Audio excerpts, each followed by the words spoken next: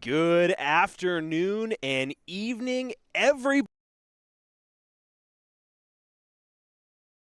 Well, I'm going to start that again because good afternoon, evening, everybody. Our audio seems to have a little bit of a gremlin tonight, but no worry. It's because we're trying something new. It seems like the audio thing that the box that we have is not working properly, but that's okay. Hopefully it stops.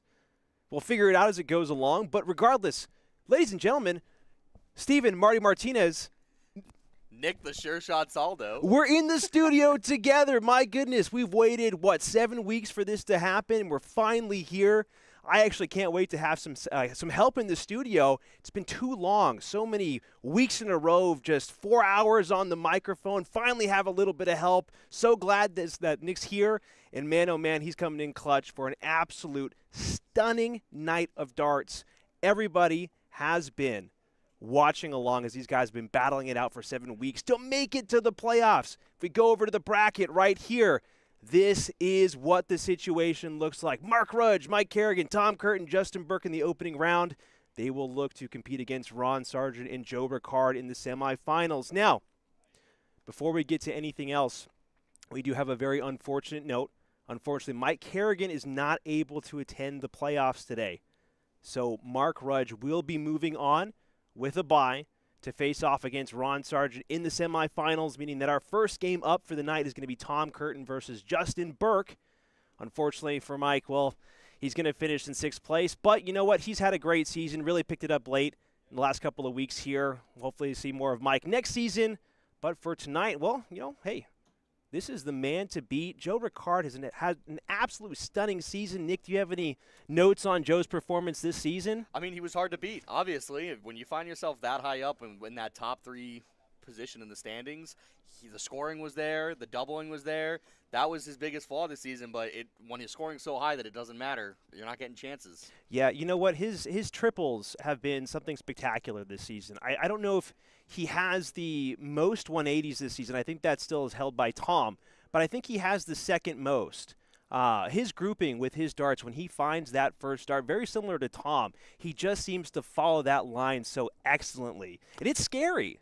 When I think he found 7 or 8 180s last week, and I think he found almost 30 140s. It was ridiculous. Yeah, that's nuts. And his double 20, his finishing on tops has been lethal this season.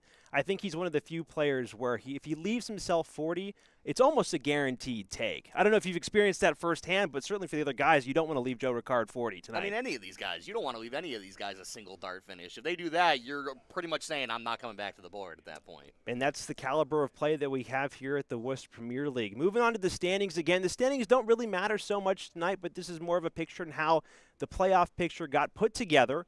Ron Sargent had a fantastic season, 23 points on the season, still missing out on one of those weeks. 2 nights won. The guy right behind him, Joe Ricard, 3 nights won, but not enough points to take first place. 10 matches won for Joe, 16 180s, crazy numbers. And Tom, who hasn't been here for the past 2 weeks because he was competing internationally in Budapest, he is back in action tonight. If we actually very quickly go over to the board view. Oh, there's the Emperor himself, my goodness. Finds the trip 20 for us. Of course. Naturally for this guy. But, Mark Rudge, he has finished in 4th place. Mike Carignan in 5th place and Justin Burke in 6th place. So if we go back to the bracket very quickly, do you think that Justin has enough in the tank to get past Tom? It really depends on what Justin we see tonight. I've seen Justin go and throw in those high 60s, low 70s, and I've seen Tom drop down to those averages. So if Justin can keep it together and keep his mental composure, we can give him a fight, especially in this shorter format of just 2 set wins needed. Sometimes you catch a hot streak. That's all you need. Yeah, that's right. And for the opening rounds here, the quarterfinals and the semifinals, the format is the same. It's still that short format, best of 3 sets, each set being best of 5 legs. But if we go to the finals, that's where that longer format comes into play. So do you think it's an advantage in the, if you have to come from the first round here, do you think it's an advantage having to play all these games potentially and go to the finals? Or, do you think that Ron and Joe have a little bit of an advantage being a little bit fresher? So I think if you make it to the finals, it's a disadvantage because you're playing more games, and especially in that longer format where it's a best of 5 sets, it's a lot of darts to be playing, and you get gassed. You're playing all night. But I think you're going to be coming into that second round cold while these other guys just played a match. Yeah. That's where I think the advantage I think it's harder. I think it's harder for the guys that get the bye 1 and 2. I think the hardest part is going to be that waiting into that round. But if they make it through, they're going to have more gas left in the tank at the end of the night. And I think that's a huge difference. And regardless, everybody here is lethal. 7 weeks of play, all these guys are killers. Doesn't really matter where you end up in this bracket. It's going to be a tough game regardless. Oh, yeah, there's no gimmies here. Anybody can come alive at any moment. We've all shown that. We've seen the big checkouts from all of them. We've seen the big scoring. Anyone can beat anyone here. Got to come out and do it. Well, folks, it should be a really fun night. Of course, we're going to be on the commentary almost all night here, so it's going to be a lot of fun. Again, for everybody who's just joined us recently, Stephen Marty Martinez, Nick the Sureshot Soldo in the studio with us tonight. Awesome stuff. But now we have to get a game. We have to put it on stream, get the game going. Go over to the board view. Justin Burke, Tom Curtin getting themselves warmed up here. Give these guys the go-ahead.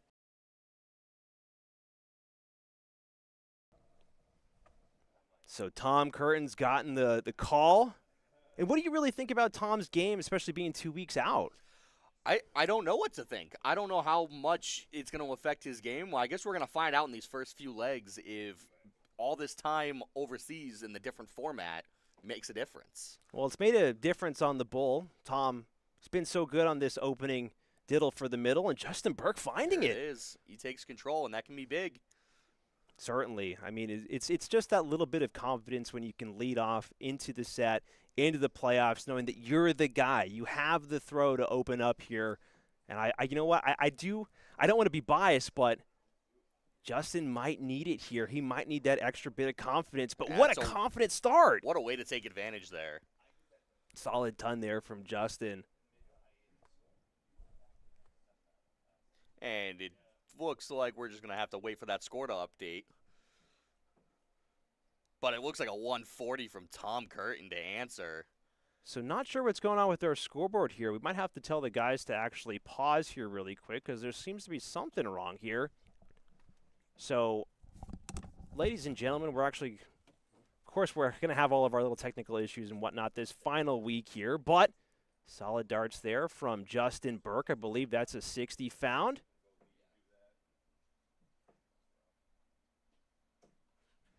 So in the moment here, I think I can go ahead and do this. But Tom Curtin leading off with a great couple of darts. They're not able to follow it up. So if I can see, if I can update this scoreboard here. Might be able to grab it. Let's see. Sorry, ladies and gentlemen. Apologies for the dead air here, but we do have a little bit of a technical issue. Scoreboard's not working. So give us a couple of moments here while we try to figure this out. But for everybody just tuning in, again, we have had a fantastic season so far where all of these guys have been really battling just tooth and nail. We haven't really had any bad matches this season. And these playoffs really are a culmination of all the hard work that these guys have put in over these past couple of weeks. Again, Tom doing very well internationally, competing over in Budapest, I believe in the WGF format over there, which was doing all of us proud.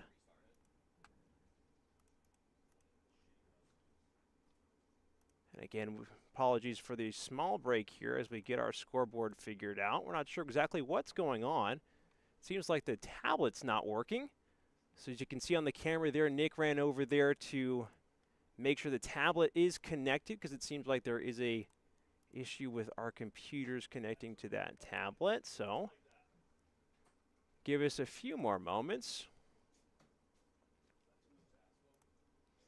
Sometimes you can only hope that all of the technical issues get themselves sorted out, and I believe that the scores are getting their, well, sorted out here now that they're like starting to update here.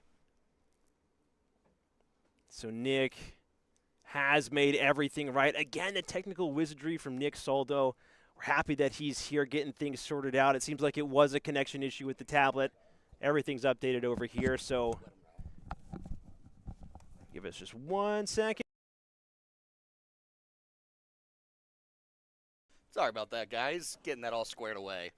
You know what? We really can't complain because we've had an awesome 7 weeks here with no gremlins, no problems. Save it all for the end, right? Oh, my, yeah, of course. Right for the start. At least it's at the start and not at the end, you know? Yeah, and you know what? Speaking of not waiting around here, Justin Burke not waiting around to get back in with another ton. That's another ton. He actually let out that leg with a 140. So this is quite the start from both of them. But, I mean, this is what we more or less kind of expected what was going to happen. Justin Burke was either going to come out shooting guns blazing or he was going to kind of falter over the line here. And a tough visit from Tom Curtin. Justin needs to take advantage here. Not on a finish. 2:01 remaining, certainly close, dropping his score down to 181. In range now, but not able to grab that third dart. Might have been into the 2 segment there. And that actually might not leave the finish at 159. Oh. Bogey number for Justin, so Tom going to look to make it hurt here. Tom Curtin doing very well to grab that 85, so a great visit, drops the score down to 98. Justin Burke, 159 remaining. How big of a confidence blow is that? Got to put pressure on with this visit. Might look downstairs after a second dart, just to leave a ton. But a 2-darter for Tom Curtin here. And Tom has been so lethal on these 2 darters all season long. Really has bang-bang darts in his arsenal. Finds the first one. Going downstairs for double 19. Straight at it. Got to respect it. Just low. Can he find the correction? And he does! Finds it with that 3rd dart. Leads out with a 15-dart leg. And that comes out to Justin not leaving that finish with a 159. Not having the opportunities, but... Yeah, that's tough for Justin Burke there. I mean, he did so well to get off the line in such a hurry, but again, that's the importance of being able to set yourself up regardless of how far back you are, because any out matters here. Well, that's what separates the good from the great players, is those approach shots. Anyone can start to hit those big numbers, but it's who can finish out these legs. True. Tom doing, well, he's leading off with a solid 60 here. Justin Burke looking to try and one-up him here if he can find that triple. Can't do so, so both guys leading off with 60s. Standard stuff here from both gentlemen, but Tom Curtin, again, not one to hang around treble-less for too long.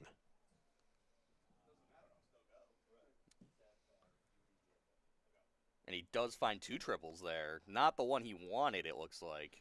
Solid 95 there from Tom Curtin. Justin Burke, 4-4-1 again. You really just want to put that last leg out of your mind. Just reset. I mean, gosh, Justin Burke, he scored so well down the line there, struggling here. It's a long match. You got to let one leg go. Sometimes it's just not your leg.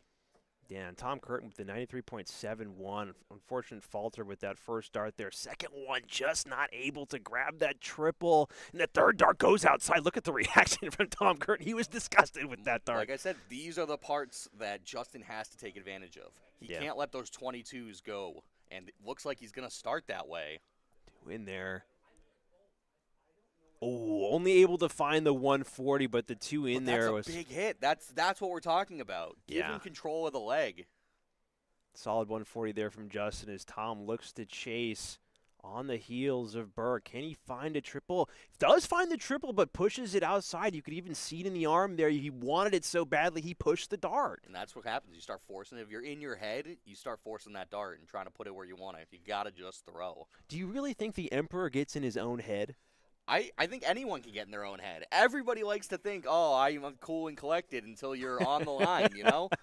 Yeah, I think the old adage goes that everyone is a 100-plus average player until they hear the line, game on. The quote from Mike Tyson, everyone has a plan until you get punched in the face. Yeah, and Tom Curtin is doing very well to, well, maybe not punch Justin in the face just yet, but he's certainly beating them up a little bit here. But Justin here with a big chance to leave himself a finish. Yeah. First look at it, 219, finds the first 20.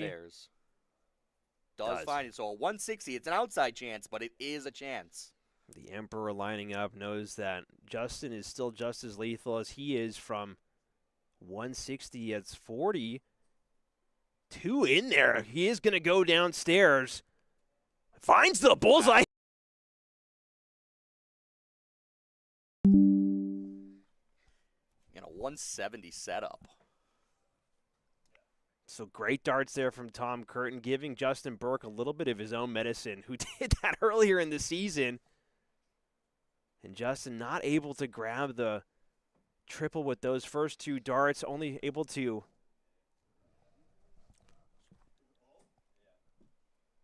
And Tom Curtin looking to correct here, finds the first 3, wants double 4 now for 2 legs on the spin, just outside on that second dart. And he finds it with that 3rd dart, so 2 legs back-to-back here for Tom Curtin. And again, this is a short format game here, opening round of the playoffs. So Justin Burke needs to get going here. He's done well, gotten off the line well, but needs to find a leg. It's those middle of the legs where, everyone can lead out with these tons, but you got to find those middle approach shots. Can't let it go. I was guilty of this all season. Yeah, I mean, it's so tough once you're actually in the moment, in the game. And Tom Curtin, more or less, once he finds his rhythm, finds his line, Man, this guy is tough to slow down. That might be a, what, I think he sneaked 2 of 76? them in there. It is 76. It just kicked wide off his flight. But that grouping was still solid, though. I mean, there's not a whole lot you can do besides move triples. That's all you can do. Otherwise, you're going to find those little deflections. Looks like a 140 there, I think. Yeah. Oh, Second dart kick's just low. I thought that was a 180. I was about to go berserk for Justin. That looks in there. Might see it here. Tom Curtin not able to grab that second one. Third dart looking for it. Does find the big 140. Called and answered. That's the second time he's called and answered Justin's 140. Did it on the first visit of the match. And that's big pressure, too. That's huge pressure on Justin. Seems to be responding quite well to the pressure, though. Can't grab the third. Doesn't quite find it, but shouldn't panic yet. Although a big hit, a 180 to leave 105 here would be devastating. Not going to grab it. Second dart looking for that triple. And he's not going to leave a finish here. I think that's the fourth time this game that we've seen him grab. Well, and a tough 26. Fifth time tonight. Of course, Caster's curse. Sorry, Tom. That's the toughest way to get bacon and eggs here in the playoffs, Week 8 of the Worcester Premier League. He's going to want to leave this one handy. Justin Burke doing like very well to punish here. 81. So he's going to come back for a low ton finish here. And let's see if Tom can at least get himself to a finish. It looks like he will. Just how much pressure is he going to put on? Oh, and a 137 from Tom here. Great stuff. And that's going to be about the same finish as Justin with a 132. 122, I'm sorry. Now I've got the caster math like Marty over here. See, it's a lot harder from this side of the chair, man. I tell you, you guys give me crap all season about this stuff, and you realize, wait a minute, it's kind of hard to do math over here. 57 fired in there from Justin Burke. Sit there on 80, so Tom should look for the 18 segment here. Which way do you go on 122? Oh, you have to go trip 18. You go trip 18, single 18 for bull. Oh, we're going to see. And he found it. He finds the 1-2-2 on the bull to take the set. Solid darts there from Tom Curtin. Wow, 3 legs on the spin. Finds it with that big double bull finish. My goodness. Solid stuff there. The Emperor not messing around. 2 weeks. Might have been 2 weeks on holiday, but he came back, and he is coming back to get business done. Well, when you go and you play against some of the best in the world overseas, it shows. Yeah, and he's leading off here with another solid ton here. So Tom Curtin, a lot of pressure to get things going underway here in this second set. Just high. Hopefully use that as a marker. And he's it's a good dart, but it's just a little lower. It'll catch that flight and drop right into the triple. Yeah, you know what? Tom's having a fantastic game here too. 89.06. I mean, short format. You know, okay, what's one thing to say here where, you know, you can get lucky with 3 legs, have a really good game, elevate that average, but this is about the same here for Tom Curtin. I mean, the pressure's on for Justin Burke. Oh, absolutely.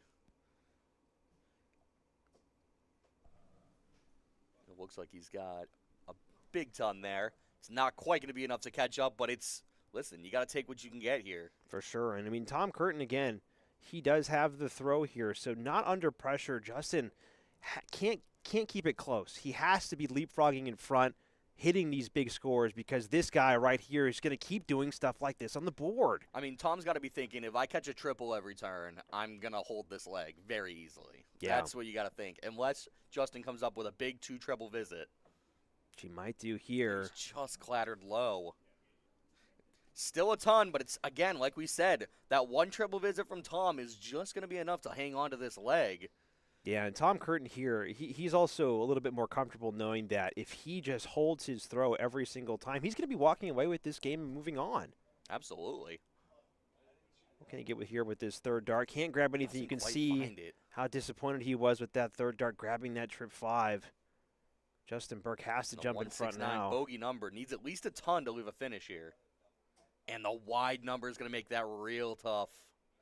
He's not going to do it. And only a 28 from Justin. Again, we talk about opportunities. There was one of them to leapfrog ahead. Yeah, and it's giving this guy lives. And Tom Curtin, again, he's brutal. Sub 100.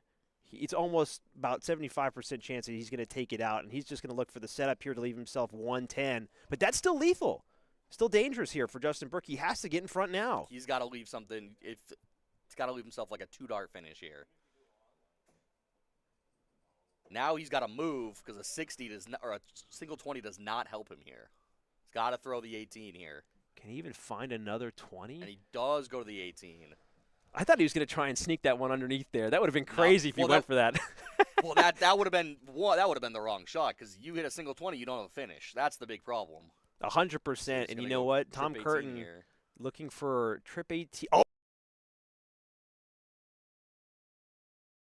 And he takes it out, both for tops. Wow, solid 110 take there from Tom Curtin. My goodness. Justin Burke did very well to leave the 170, but Tom not letting this guy have a sniff.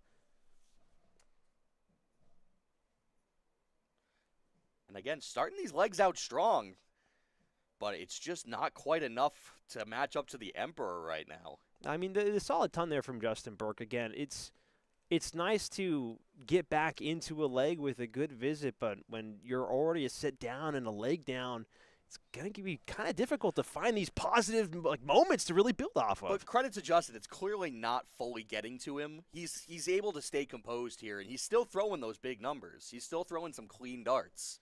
Yeah, I mean, the 75 average is probably one of the best nights that Justin Burke's had Absolutely. this season, but it's just not proving to be enough, especially when Tom's just not missing his doubles or his outs. And that's what I said earlier. I said his game has to lower down to that level that Justin needs to find, and Justin's found it.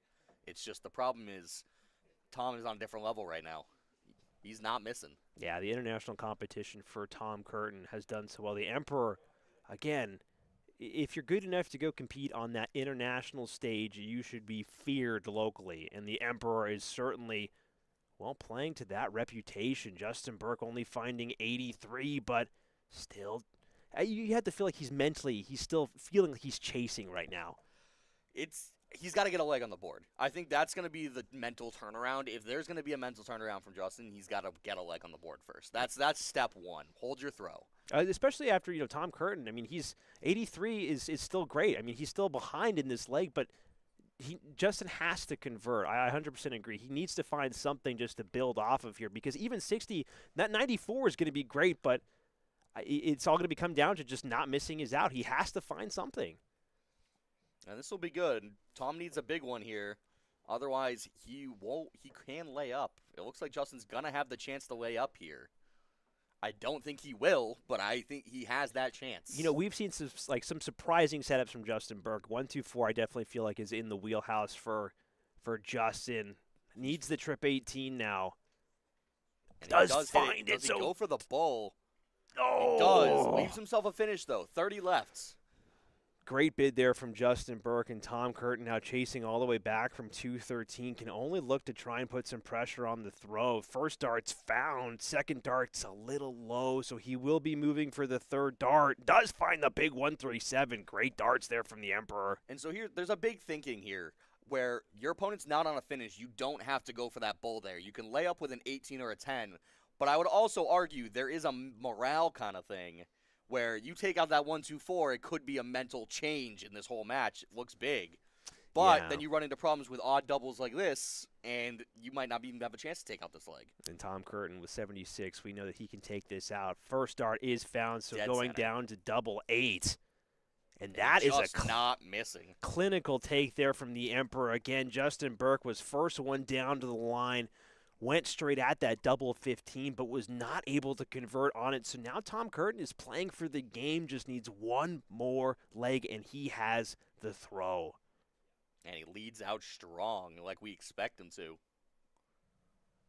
Second dart's a little low. Third dart does clatter in there. I swear this guy has magnets in his darts, man. Might. It's almost like unnatural how he always manages to find those micro corrections into that triple 20 segment. That's what good players do. They find the little corrections.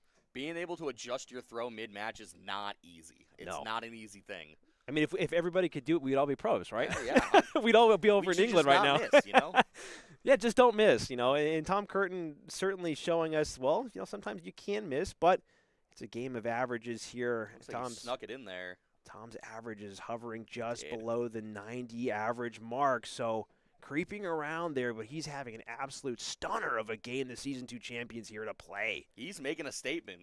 He's saying, I was out for 2 weeks, but my championship belt is still sitting right behind me. Yeah, it actually is over there. Yep. If we could pan the camera over slightly to the right, you'd be able to see the belt. But, you know, for this game, you do have to feel for Justin Burke, but this is more of a statement game for Ron and Joe, who've had great seasons this time around. I mean, they have the advantage of being in the following round, but Tom knows that. He doesn't care. He wants to tell him, I'm coming for you, and this is what I'm bringing. I mean, there's one thing. Tom is not intimidated by anybody that he's going to go up against. And I don't think anyone here is really intimidated in that sense.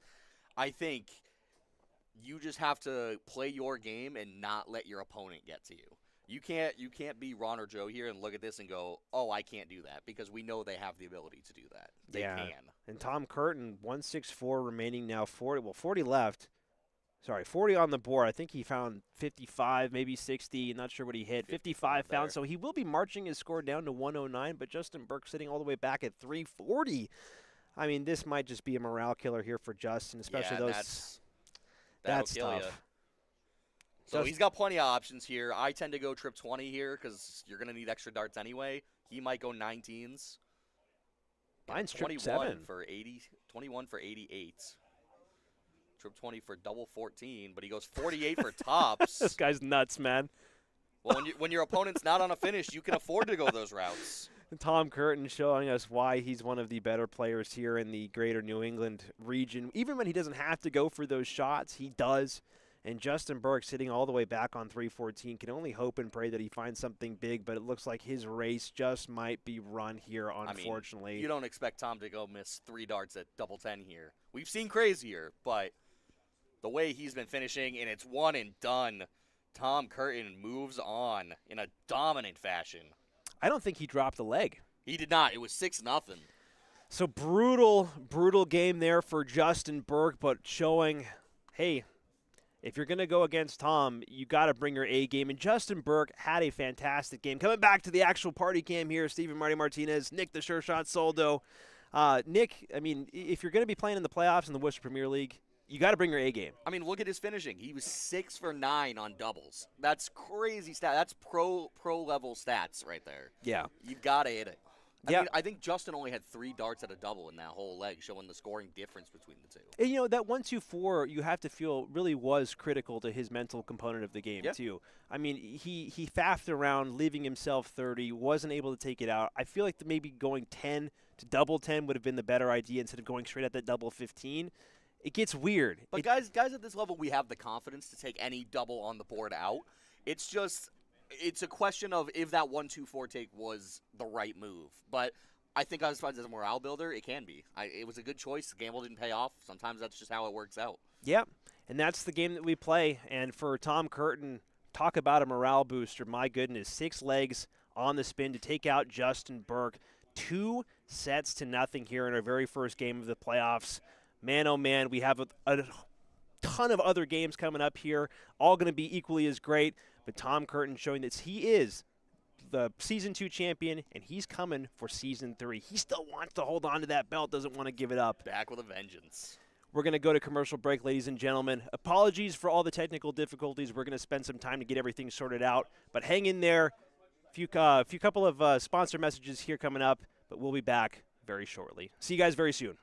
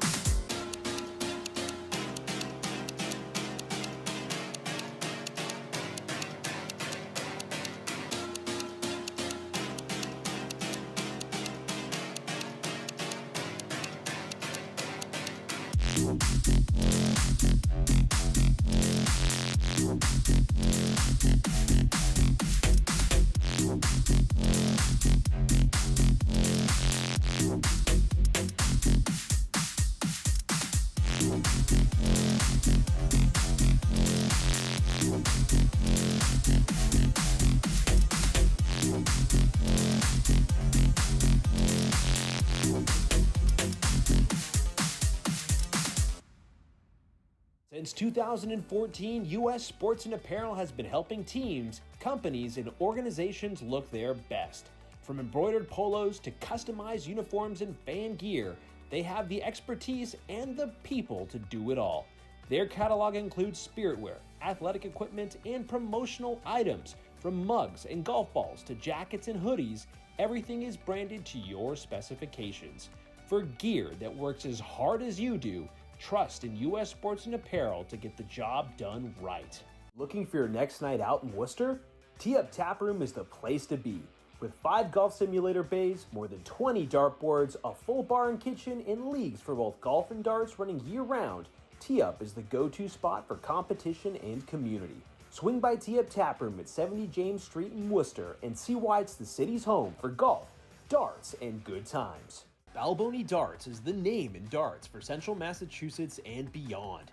From dart sets and boards to accessories and apparel, they're the one-stop shop for any player looking to stock up or upgrade.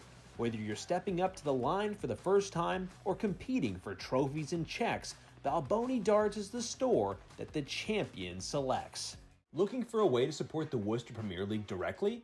Check out our coffee page. Every dollar donated goes right back into the league, helping us cover operations and build a bigger prize pool for the players. Your support makes it possible for us to keep the WPL growing season after season. Once again, your donation helps us keep the competition thriving and the darts flying. Visit our page at coffee.com/WPLdarts to make a contribution today.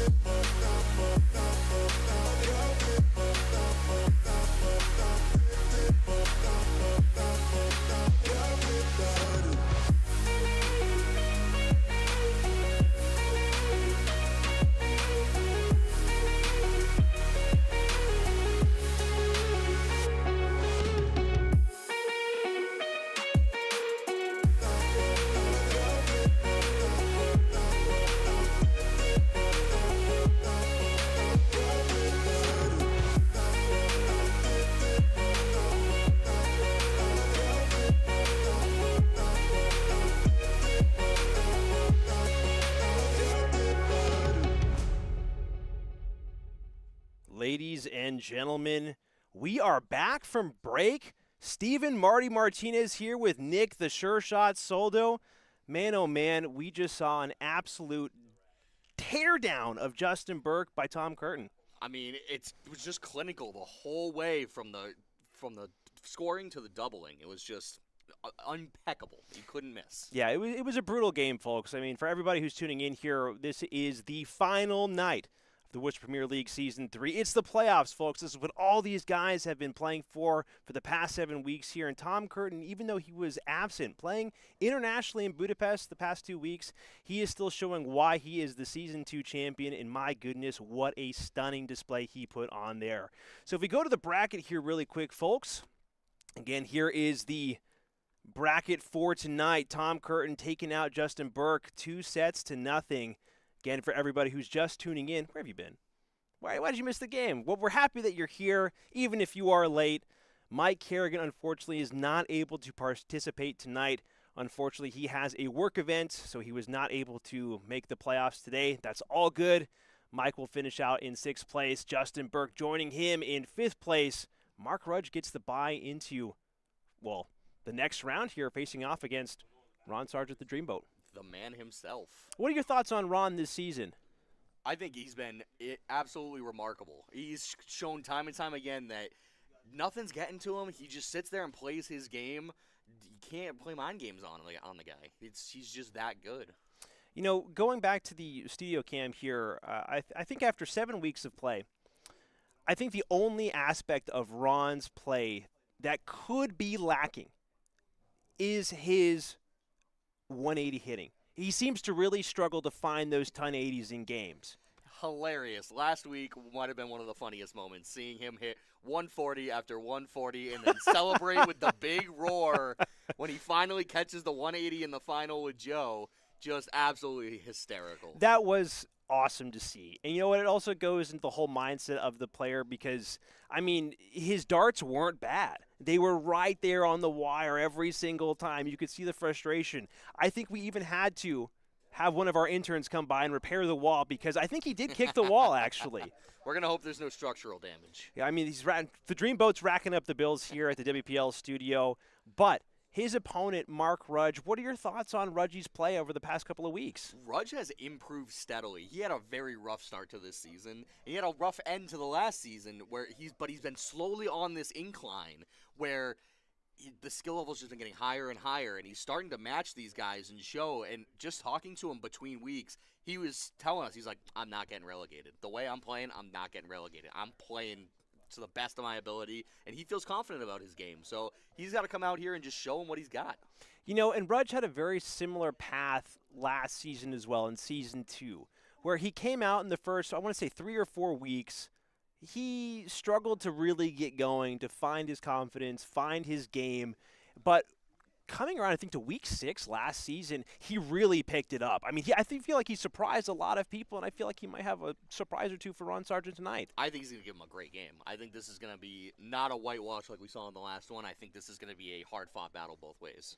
Yeah, no, for sure. So we are waiting for Ron Sargent to get back from the restroom. So whenever he comes, timing is impeccable. Timing is beautiful with these star players. Oh my goodness! But for everybody who is tuning in right now and who's local to the greater Worcester area, we have a massive favor to ask of you. If you can, first of all, support our sponsor, Tee Up Taproom, who's been phenomenal this season, making all of the stuff that we have in Season 3 possible. But they are doing a food drive. It benefits Bucky's Food Pantry. So if you have some spare cans, some spare non-perishable food, please go down to Tee Up Taproom. Have yourself a night. Bring your friends. Throw some darts, play some golf, have a couple of drinks. But please, if you are planning on going by, bring some non-perishable food. There are a lot of hungry people this time of year. It's getting colder, and those donations will be greatly appreciated. So if you can, it's 70 James Street in Worcester to benefit Bucky's Food Pantry. I think you get a $2 mixed drink if you bring the cans in. Yeah, I believe so. Can't beat that. Cheap drinks and great times. What more can you ask for?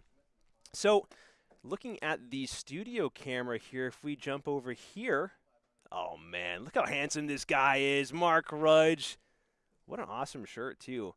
It's another one of our sponsors, Balboni Darts. They have been excellent this season as well. And Mark Rudge, I think, is pretty good friends with the Balbonis. Oh, yeah, he's definitely. I know he used to play with them, and I think he's just on a personal level good friends with them. Yeah, then again, one of the things that we pride ourselves here at the Worcester Premier League is that everybody is on really good terms with everybody for the most part. I mean, nobody likes to lose to anybody here, but, you know, everyone's still a good dude and whatnot. So I think Ron Sargent is somewhere lurking around in the back behind Mark Rudge. Can't see him, unfortunately. Dreamboat's still cruising along. We got to wait for him to dock. You know, he's missed. Oh, there.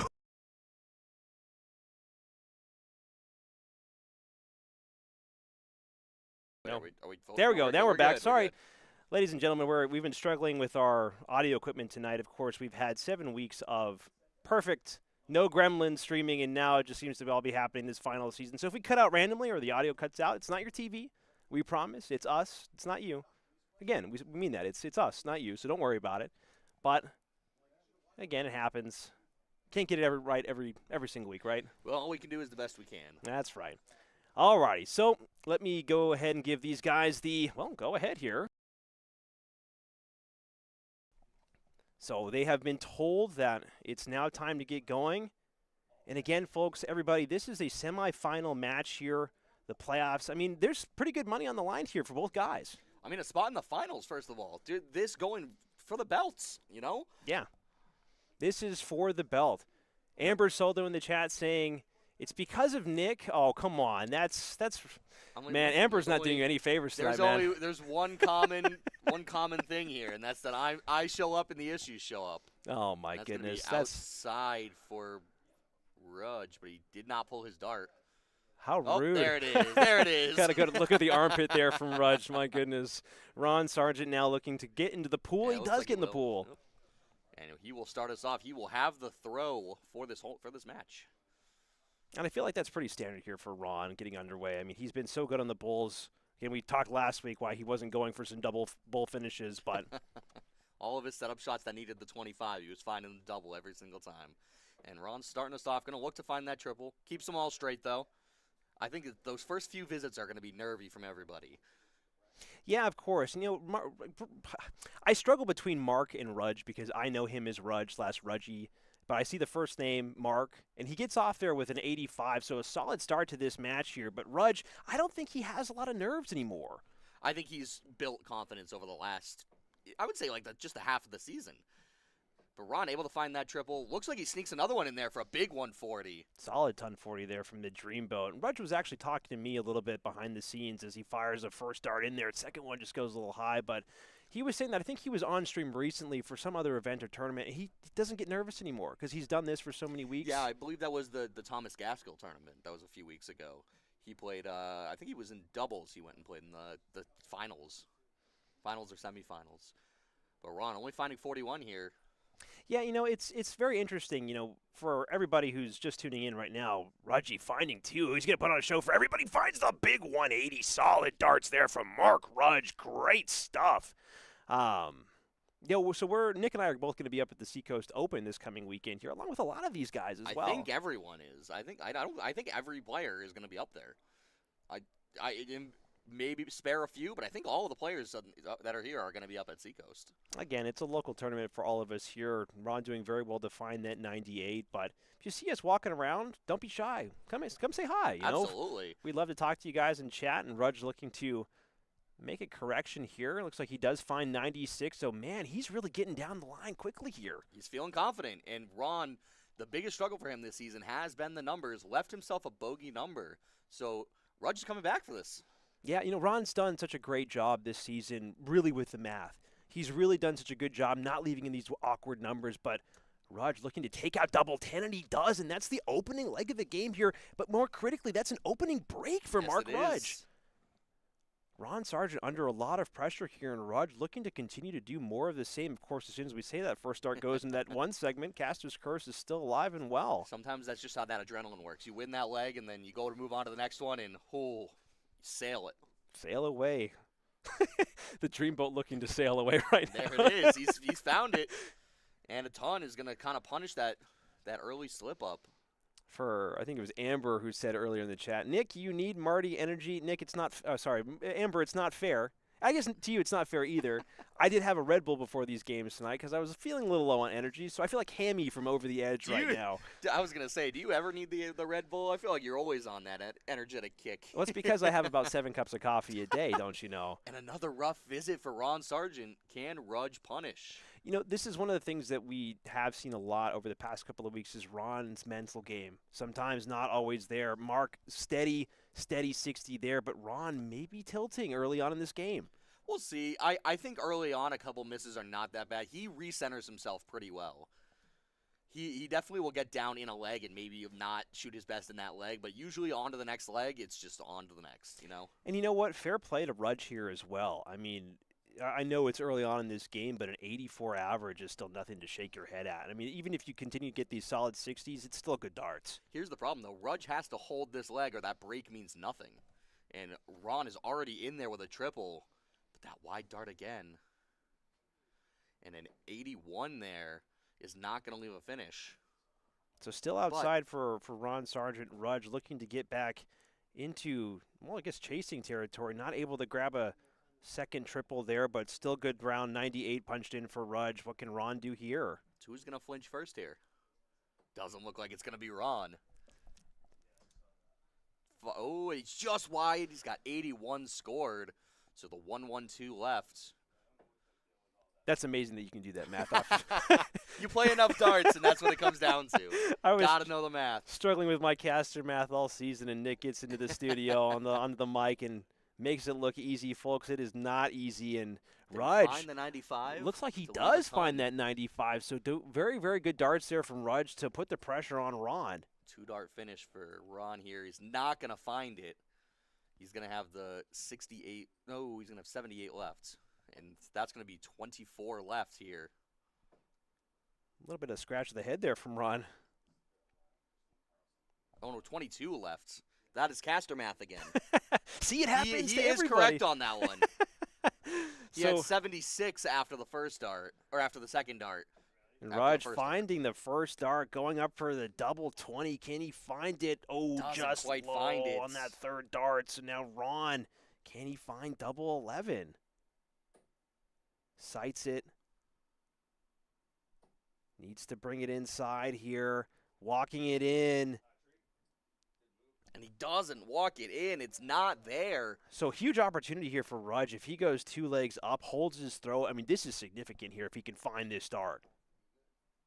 And he finds it first dart. Wow, Rudge is not messing around. In control now. I mean, 83.50 average. This is the best that we've seen from Rudge all season long. We've always said that's what it's going to take. You got to bring your best stuff to the playoffs.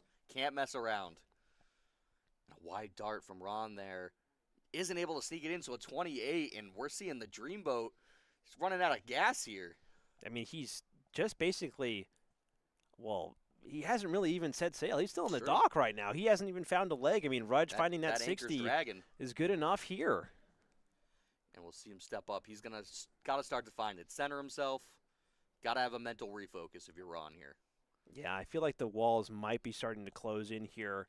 I mean, we've seen him come back and battle back, especially with, you know, many battles between him and Tom, him and Joe. I mean, Ron has certainly got the capability to start focusing up, locking in, and finding some legs here, but Rudge is not making it easy. A little bit of an opportunity here now for Ron to hopefully pick up some good points. I mean, yeah, this is a do-or-die leg here. I mean, you lose the set if you don't win this. You got to win all 3 to take this set back, which he's definitely capable of doing, but you got to be able to just put it out of your head. Yeah, Darts is a mental game. No more mistakes allowed here from Ron Sargent, and Rudge is looking to punish. Does find that big second dart. Oh, that third dart does not find its way in there, only finding 80, but still a great round there from Rudge. But with Ron not finding the triples beforehand, that was good enough. Oh, it looks like he found the trip 18 there. Right in the corner. Was that a 1-3-2 scored? Let's find out. Yes, it is. Found that corner of the trip 18. If you're going to miss wide, right? Or just hit the corner every single time, you know. If you're going to sneak it in, sneak it in. Rudge not able to follow that great visit from Ron Sargent, only finding 30. So opportunity now for Ron. So, Ron, even a 60 will leave a finish here. So just got to keep the darts straight.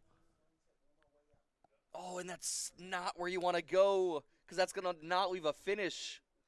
It's a tough third dart there for Ron Sargent. Mark Rudge needs a big visit here if he wants to put himself within range. Needs at least one more triple. Does find it. So a great round there from Mark Rudge. Still a great visit regardless, but pressure. Yeah, pressure. So 60 scored, 102 remaining for Ron Sargent. And the 120. Looks like those are a little loose. Doesn't want to knock them out. And he throws the 10. A great setup shot from Ron Sargent here. Wow, big 130 there from Ron Sargent. Mark Rudge has to respond immediately. I mean, he has to put some pressure on here if he wants to try and make Ron flinch, but 2 darts outside of the red bit are going to be very difficult. Can't find the switch down to the 19, so opportunity now for Ron. But Ron's got to hit it. He's 0 for 4 on the doubles right now.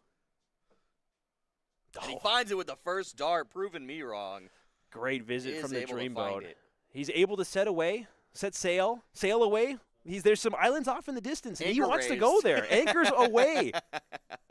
And now Rudge is looking like maybe he might be a little rattled here. The focus that he had in the opening 2 legs is very well to find that third dart in there, but he needs to make sure he maintains that focus. Well, if you're Rudge here, you're like, oh, that was his throw. I was going to try to break his throw. This is mine. I just got to hold this one.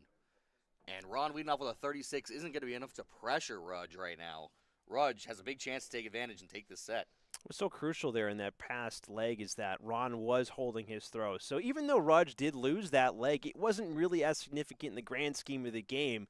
60 will do here for Rudge, but this is his throw now. He needs to win this leg here if he wants to close this set out, without any drama at least. Yeah, I mean, if Ron takes this leg, he's suddenly throwing for the set. A big 100 there. Yeah, so Just pressure on Rudge now. Working with 375, electing to go downstairs, but looks like he found a single 7 with that opening dart, not able to follow with anything significant. So now Ron really working with something here. He's not able to capitalize with the first dart. And this is the stuff that you need to be able to do. This is the pressure that he has to be able to find the darts in, and he's just not keeping it straight. Got to get back to fundamentals. First dart's in there, second dart's a little high, but that is a great round there from Rudge to at least jump back in front with the solid ton. There it is. Like I said, I always tell beginners the best thing to do first is just focus on keeping straight. 3 straight darts is going to serve you well a lot of the time. And you're seeing that's the problem for Ron here. It's straying off into the 111, into the 1s and 5s. But would you also say that, when you start to chase these segments around the board, your arm starts to get a little wild? If you start to throw those desperation darts, it becomes harder to keep that line. Always. I mean, there's always going to be something that you're having problems with. It's a great 84 there from Rudge. Ron chasing the segments now, looking to try and find something significant. Can't grab anything big. But now Rudge coming back with 144. This is a critical first dart for his own confidence, and he pushes it outside. Can't follow with the second dart. And the third dart finds the single bull, so able to make away with some decent points there, but Ron all the way back on 226. But he knows he's coming back for it. That's the thing. He had the 6 darts going into that, but Ron going to try to just put as much pressure on this 96 finish as possible, because it's definitely not a gimme. You can tell by the reaction of Ron there that he is not happy with the way that his darts are flying right now. He knows that this matters, but this is a huge moment here for Mark Rudge. 96, 76 remaining now, wants that triple. Doesn't quite go down to the 16 segment to leave tops. So great leave, great finish here for Rudge, but 145 for Ron has to go. It has to, and we've seen him do stuff like this. It's definitely takeable. And not anymore, though, so all he can do is lay up and hope that Rudge makes a mistake. I don't think Rudge will make a mistake here. No. Not with the way he's been playing. I think he just takes this in this. I'm going to say second dart. I'm going to make a bet. Second dart.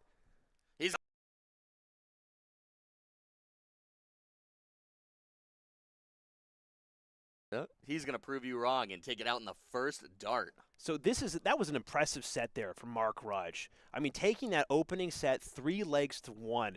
I don't think we've seen Rudge play this well all season. So this is something. 3 legs to 1 against the throw. That's the thing. This is now his set. How wild would it be for Rudge and his own confidence here, his own game, to make it to the finals? He's been talking a big game. He's been confident about how he's been playing, and it's showing.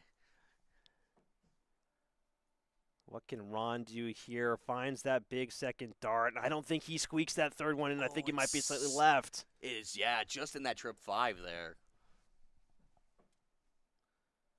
And he looks like he's going to have 80 there. Oh, it doesn't quite sneak it, but 3 straight darts. What I've been talking about this whole time. Yeah, you'll take a ton every single time. I mean, I know almost every single darts player will happily take a ton every single round, every single time they're up at the board. And Ron looking to do more of the same. Finds a big ton to follow, so good follow there from Ron, but he's still behind, still chasing. But at this point, you're just waiting for the other person to make a mistake. But sometimes the mistakes just don't come. And there it is. Finds it. Saves it with the 3rd dart. That's a spectacular 3rd dart there from Rudge to put a lot of pressure on Ron here, who is really struggling to get the motor going on his ocean vessel. He might be starting to take on water in these high seas. And Rudge, well, he's bringing the storm. He's causing a lot of problems here for the Dreamboat. This is it. This is to poke some holes right here. Oh, and he's wide on the first 2, and looks like an 11 scored is not going to be what he wants to find now. For Rudge, that's going to be killer because that opens the door for Ron if he's able to follow it. But the first dart, 2nd dart's a huge cleanup, and the 3rd dart is enough to at least put a lot of pressure on Rudge, who's on the border of being in and out but needs to find something here. Needs to be clean with these darts here. And it will be good enough. At least puts him on a finish. But Ron Sargent now 178. This is a huge opportunity to leave himself something a lot more comfortable. Rudge working with a very uncomfortable 146, but the first dart is money for the Dreamboat. 2nd dart is beautiful. So Ron now debating which way he wants to go. Should be trip 16 here. And he finds it for 16 goodness. remaining. We're talking about a setup shot. That is what he needed to put pressure on Mark Rudge. Wow. What a beautiful setup shot there from the Dreamboat. Under pressure, he finds it, but still, Rudge has the opportunity to take it out here. And he's either going to go trip 20 or trip 19 here, depending on what this first dart is. Another one. Oh, and he's just wide. And he's not going to be able to take out. It was a promising first dart, but Ron is going to return for this 16. Double 8 now for the Dreamboat. Doesn't want to mess about here. Locks it in with that first dart. So great take there from Ron Sargent. Able to get away with the opening leg in this 2nd set here. And my goodness, you have to feel for Ron. He needed that win immediately here in this set. He needed some kind of momentum shift. I think everyone, that's what you're looking for. When you start a set, when you start a match and you're downhill, you're not playing great, you need to find that little, comfort zone. Yeah, I mean, Ron's certainly finding his comfort zone here. I feel like, especially in the last set, he was really struggling to find those consistent trebles. But now he's starting to bury these darts in there, and Rudge, I guess he's been really chasing Rudge almost the entire game, and leads off with a big 140 in this 2nd leg. Not going to let the pressure off. Rudge has been playing solid all game here. Ron going to look to find that triple again.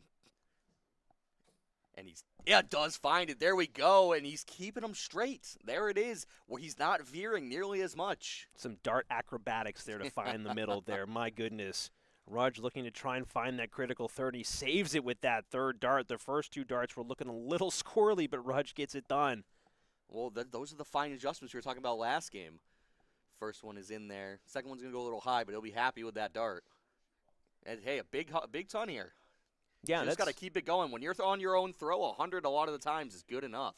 I don't know if Rudge has made a material change to his darts, but they are flying in so much more effortlessly. It really seems like something is clicking here for Rudge. I can tell you, Rudge, for a long time, he doesn't change his darts. He has played with the same darts for a very long time with his Robson flights, the white Robson flights. 3 straight darts for Ron there. But, yeah, Rudge does not change his setup at all. Well, if it's anything here, he wanted the 161, but still out in front. But now Ron Sargent will be coming back for a 160, and what a spectacular take this is looking like it could be. I mean, we're talking momentum shift. This would be the momentum shift. Another one found, 4 tops. Oh.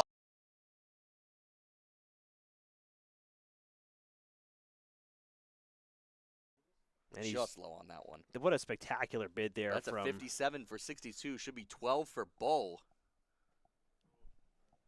I don't think that was the right math there from Rudge. I feel like he realized it after that dart. I mean, it's a great setup. It's great pressure, but now Ron Sargent, double 10 needed. Is he going to take it? Going upstairs to double 5 now. Doesn't want to be chasing these houses. Defines it with that 2nd dart. So a great take there from Ron Sargent. Mark Rudge put a lot of pressure on Ron down the line there, but Ron's able to get it done and find 2 legs back to back. And Rudge here going to look to battle back. Got to hold his throw, and that's not how you want to start a match where you got to hold your throw. What are you thinking in this situation where you start off with a great opening set and now you find yourself 2 legs behind? You got to put it behind you. That's all. I'll say this every single time. You've got to put it behind you because anything can happen. As seen, you won the first one, and Rudge isn't throwing bad in this set. He's just missed a couple shots. Yeah, and both guys, 76 average. Talk about an even game. And again, for everybody who's just tuning in, this is the best that we've seen from Rudge. Even if you're just tuning in, if this is your first time viewing the WPL this season, Rudge is having himself a game here. It's just, can he keep it going? Can he keep this pressure on? Well, and I think that separates some of the good players. It comes down to consistency. Yeah, everyone can throw some big legs, but can you continue to do it? It's a great 96 there found from Mark Rudge, who continues to make the trebles look so much bigger than they actually are, really finding a home there. Ron finds the first, goes over to the trip 18. Felt like he didn't have room, so a 1-3-2 from Ron. Might have been the way the flight landed in that opening 20. It might have just been a little too low for his liking, but changing segments is really good to avoid those deflections. I think one of the few players that we have here in the WPL that refuses to change off of the 20 is Joe. He tries to just throw through his flight. And hey, if it works, if it ain't broke, don't fix it, you know? Ron doing a great job to find the opening first dart in that red bit. Wants to put another one in there. Can't get it done, but a ton will leave himself 1-2-4. A 1 triple visit here, a 1 triple finish. So great round there from Ron. And Rudge looking to try and at least bring it close. Does find the 95, but he's still outside. Not enough. So Ron almost certainly will try to finish on the bull here. Trip 18. There's no pressure. Do you feel like he could set it up, though? He should. And he hit the triple. He should set it up, but it looks like I know Ron. Oh, he wants it so bad. He wants it. He wants it. Oh, my God, he set it up. Great choice by Ron there. Honestly, one of the first people we've seen actually set it up like you're supposed to. A good layup there. A little bit of a wry smile there from Mark Rudge because I feel like he thought that Ron was going to go for that, too. I think everyone did. That's what he's done all season. And he's going to step up 3 darts for this 32. Just outside with that first one. Can he sneak it in? And he does. He's able to find it to take the set. We're going to a deciding set here where Ron has the darts. So Mark Rudge doing very well to lead off in this game, finding the opening set 3 legs to 1.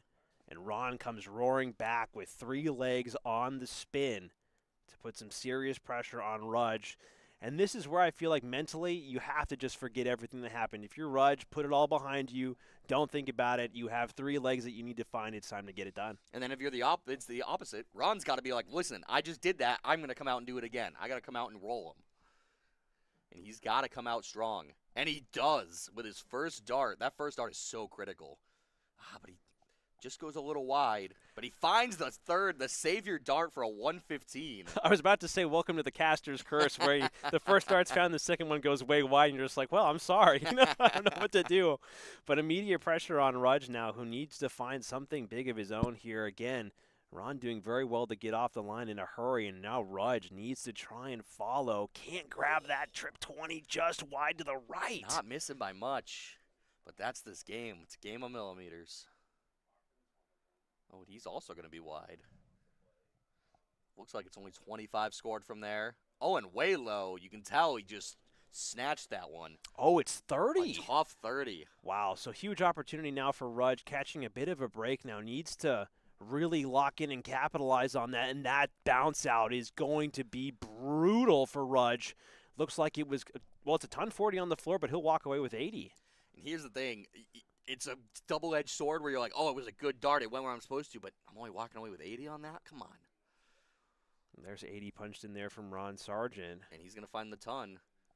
So for Ron, I feel like this is just back to business. I mean, the first set was a little weird. We can all get a little weird sometimes. But, you know, for Ron, he's gone back to normal, gotten back to business, and Rudge basically puts that first dart in the same place as last time, and he finds the big 1-2-5. So an awesome round there from Rudge to try and chase down Ron Sargent. Crazy what happens when the darts don't end up on the floor. Just hit the board, dude. He hit the board. It just didn't stay in. If only it was ever that easy. And Ron with a weak visit, and suddenly this leg might be turned on its head. So this is an opportunity now for Rudge. If he can even find one triple, and that first dart's going to cause him a lot of trouble. Needs to keep it steady, and he just can't capitalize on the poor visit from the Dreamboat. That first dart was fast. He was right up at the line and didn't take a second, and that's unlike him. You think it's the nerves? I think it has to be. What else can it be? Oh, my. And another just missing. It's just back and forth. Who's going to find the big visit to set themselves up? These are some nervy He darts just needed here. the fat 60. 2 in that one segment. These are some nervy darts from Mark Rudge, who's able to find that big segment with the third, but 22 is not going to get the job done. Both guys still outside. So Ron looking to put a big dent into this, and it looks like he already has 76 scored. And there it is, the big 95 from Ron is going to put a ton of pressure on Rudge to try to hit a big number here. 190 is a great, well, the first dart is just killing the morale, killing the momentum. Very great second dart, though, but needs to really find another one if he wants to put any semblance of pressure on. He's going for the center of the board there, but it only finds the single 14, I believe. Yeah, 72, so in striking distance for sure. But Ron going to have first dibs, should go 20 for tops here. Finds it. And he will have his one dart at tops. And he's going to be low. Wow. So Rudge with an outside chance for a 118 here. And Rudge has had looks. He's had looks all season at ton pluses, these low ton pluses. Finds the first dart. Second dart might be in there. No, Looks it must be low. Must be low. If he went downstairs, it must be. So it's a great lead Oh, for okay. Rudge. So solid stuff there from Rudge, but double 10 for Ron. Yep. And again, you can't count on your opponent to miss. But you can't call these gimmies. They're not, because they're not. Oh, and he doesn't find it. So huge mistakes from the Dreamboat. Mark Rudge looking to capitalize on the opening leg of this deciding set, and he finds it with that first dart. So great mental strength there from Rudge, who really battled in that leg, but he gets it done at the end. Gets let off the hook. Advantage taken. Now Rudge looking to try and carry some momentum forward here. Wants a triple, can't get it done. So a poor start to this leg, but, oh, excuse me, 81 is found. Finds so it. Flight's getting in the way. Importantly, that was the break of throw that Rudge needed for this set. So Ron now has to break throw or face elimination here. This is crazy the way that this game has been developing. Again, Rudge is playing so well, above standard for him. I mean, this is just nuts. I hope that he doesn't let the nerves creep into this game. This is the caliber of players that we have here, though. Everyone's just gotten better and grown with the skill level of the players that have shown up. You know, Ron might be kicking himself because if it wasn't for him playing in the WPL and giving guys like Rudge all these good games all the time, maybe Rudge wouldn't be giving him so much trouble right now, Rudge looking to just do more of the same, finds another big triple. Can he find another one? He can't, so only locking in a ton, but he's still getting down the line. Again, on your throw, that tends to be enough. So Ron's going to have to find some big visits in order to put pressure on. Because 60 is just not enough when you're trying to break throw. No, it is not. And again, Ron will be kicking himself. Hopefully not the wall. We don't want any more holes in the wall. We're running out of interns to repair those walls. We don't want to get contractors out here. I'm sure Joe wouldn't be happy with that. Don't ask where the interns are going, but they're looking for supplies at the local hardware store. But Ron is struggling a little bit here, trying to keep pace with Rudge. Gonna need at least a 2 triple visit, but he's not gonna find it. And he doesn't find even the 20 segments. It's a brutal round. Rudge has to go for the throat here. He's got to know that right here he finds the triple. And it looks like he finds 2. It might be outside. Oh, it's an 85. It actually kicked wide into that 5, but a finish of 131 left. Now Ron Sargent, dog days, desperate days here. 241 and a 60 will not do. Only is able to walk away with 59, so he's still outside of a finish. And Rudge sitting on 131. 6 darts from 131 here. He's getting 2 visits. And he might need it here now. And it looks like it's only 8 scored. So 27 it looks like to leave 104. Not where he'd want it to be. It's still not an opportunity for Ron Sargent. Ron's got to hit something big. And 182 is still a long shot, but the first start, if he can find any ground here, he's going to take it. He wants to get as close as possible, only able to find the ton, but 82 is better than 104. Much scarier of a finish.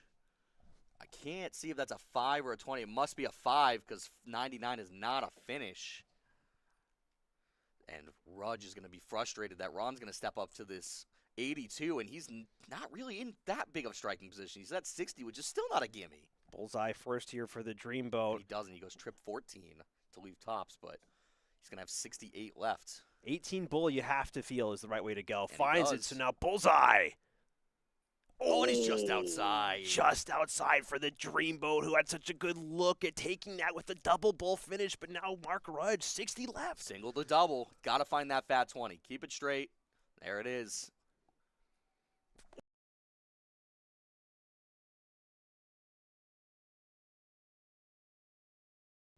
And a big take from Rudge there. That is huge to go up 2-0. Looks like he didn't hit enter there. But 2-0 in this set. So Ron has to win 3 on the spin if he doesn't want to get knocked out. I can't believe this. I can't believe that we found ourselves in this situation. And listen, I'm not a Rudge doubter by any means. I'm a Rudge believer through and through. I have been this entire season. But the game that he's playing right now is phenomenal. He's found his best darts when he needed it. Oh, and a really rough bounce out for Ron there. Only able to find 80, and now Rudge. I feel like now it's time for deep breaths. Now is the time to just put everything out of your mind. Find that line.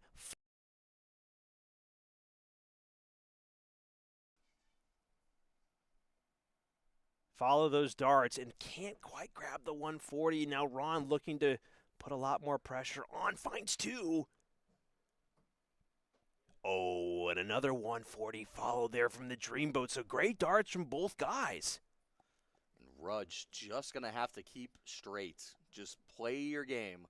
You don't even have to really worry about this leg. You'd like to get it done here, but you don't have to stress about losing this leg specifically. You know what? If I was Rudge in this position, I would just go for the throat here. I wouldn't even let Ron have a sniff at even getting any sort of momentum going, because he's too good to let that momentum go to waste. Absolutely. You want to. You just can't panic if you lose this leg, because this leg is probably the least important of the next 3 legs unless he wins it. No, for sure. And Rudge doing very well to keep the pressure on. I mean, 121, he is moving right now. And he's on the finish. He will come up to try to finish this leg. Can Ron leave himself a better one? He does find the trip 20 there, so a 101 scored is going to leave him in a pretty good position. But still an outside chance here for Mark Rudge. 155. This is going to be tough. Needs to find the opening dart. Can't get the combination going here. But Rudge does find the single bull. Oh, and he wasted going wide with the trip 1. That's a tough third dart there for Rudge. But now Ron Sargent, 1-2-2, 18's first is probably the recommended way. You have to go that way. You got to give yourself a chance at the bull. 4 18s leaves the bull. So he's got to be looking to just keep him in the 18 segment. And we'll see if he's able to find it here. It does look like he finds the fat. Needs the triple now.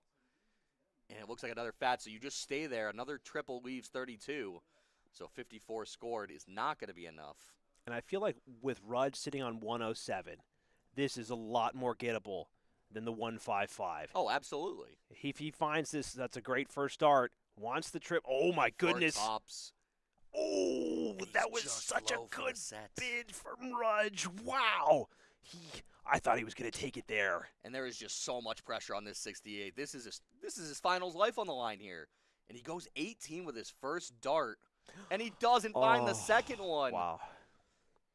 I don't agree with the 18 choice. Wow. But, the 18 was the second dart, correct? But gotta find it. And now Ron Sargent, who had an opportunity to at least have a look, have a poke at getting out and taking this leg. Mark Rudge, out of nowhere, can't afford to miss. This is for the game. 6 hit, double seven. And and a tough one. We apologize to all of our viewers at home who can read lips for that one, because Rudge's certainly letting his thoughts known about his miss there. Tough darts from Rudge. And can Ron find it? He's going to sneak his way in to save his skin.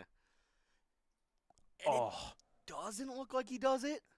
I don't think it's in there. It's no, not. It's not. So Rudge has been given every opportunity now. Double 10 needed for Mark Rudge to move on. 2 darts in hand. And I think it's done. Oh, my goodness. the upset of the night. I think everybody would have had their money, would have had their minds on Ron Sargent, the dreamboat, sailing away to the promised land, but Rudge blows up the boat. And Rudge, going from last season where he was in the bottom two, is now going to be in the finals.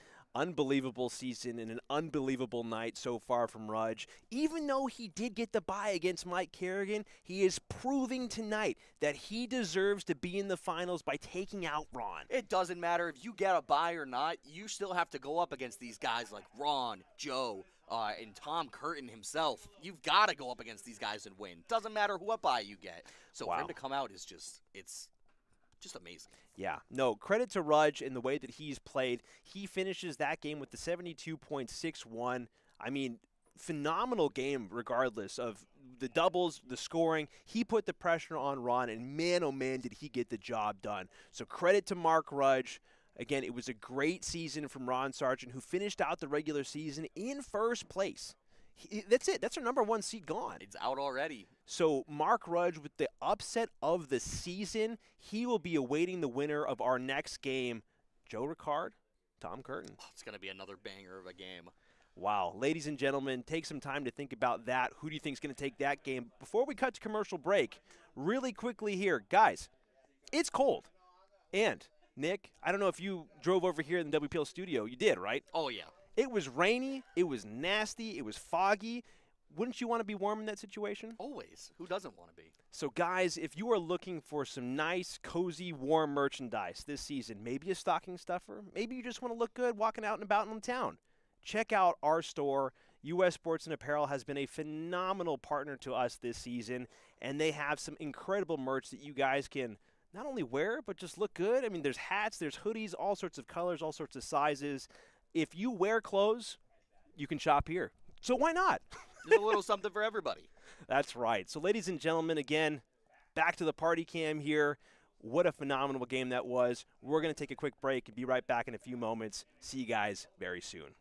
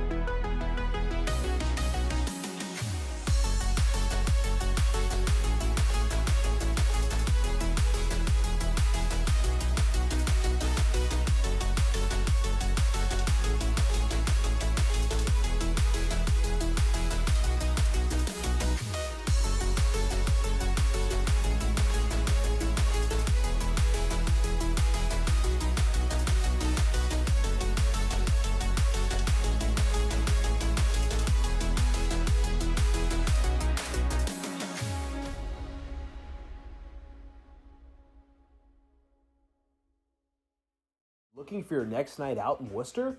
Tee Up Tap Room is the place to be.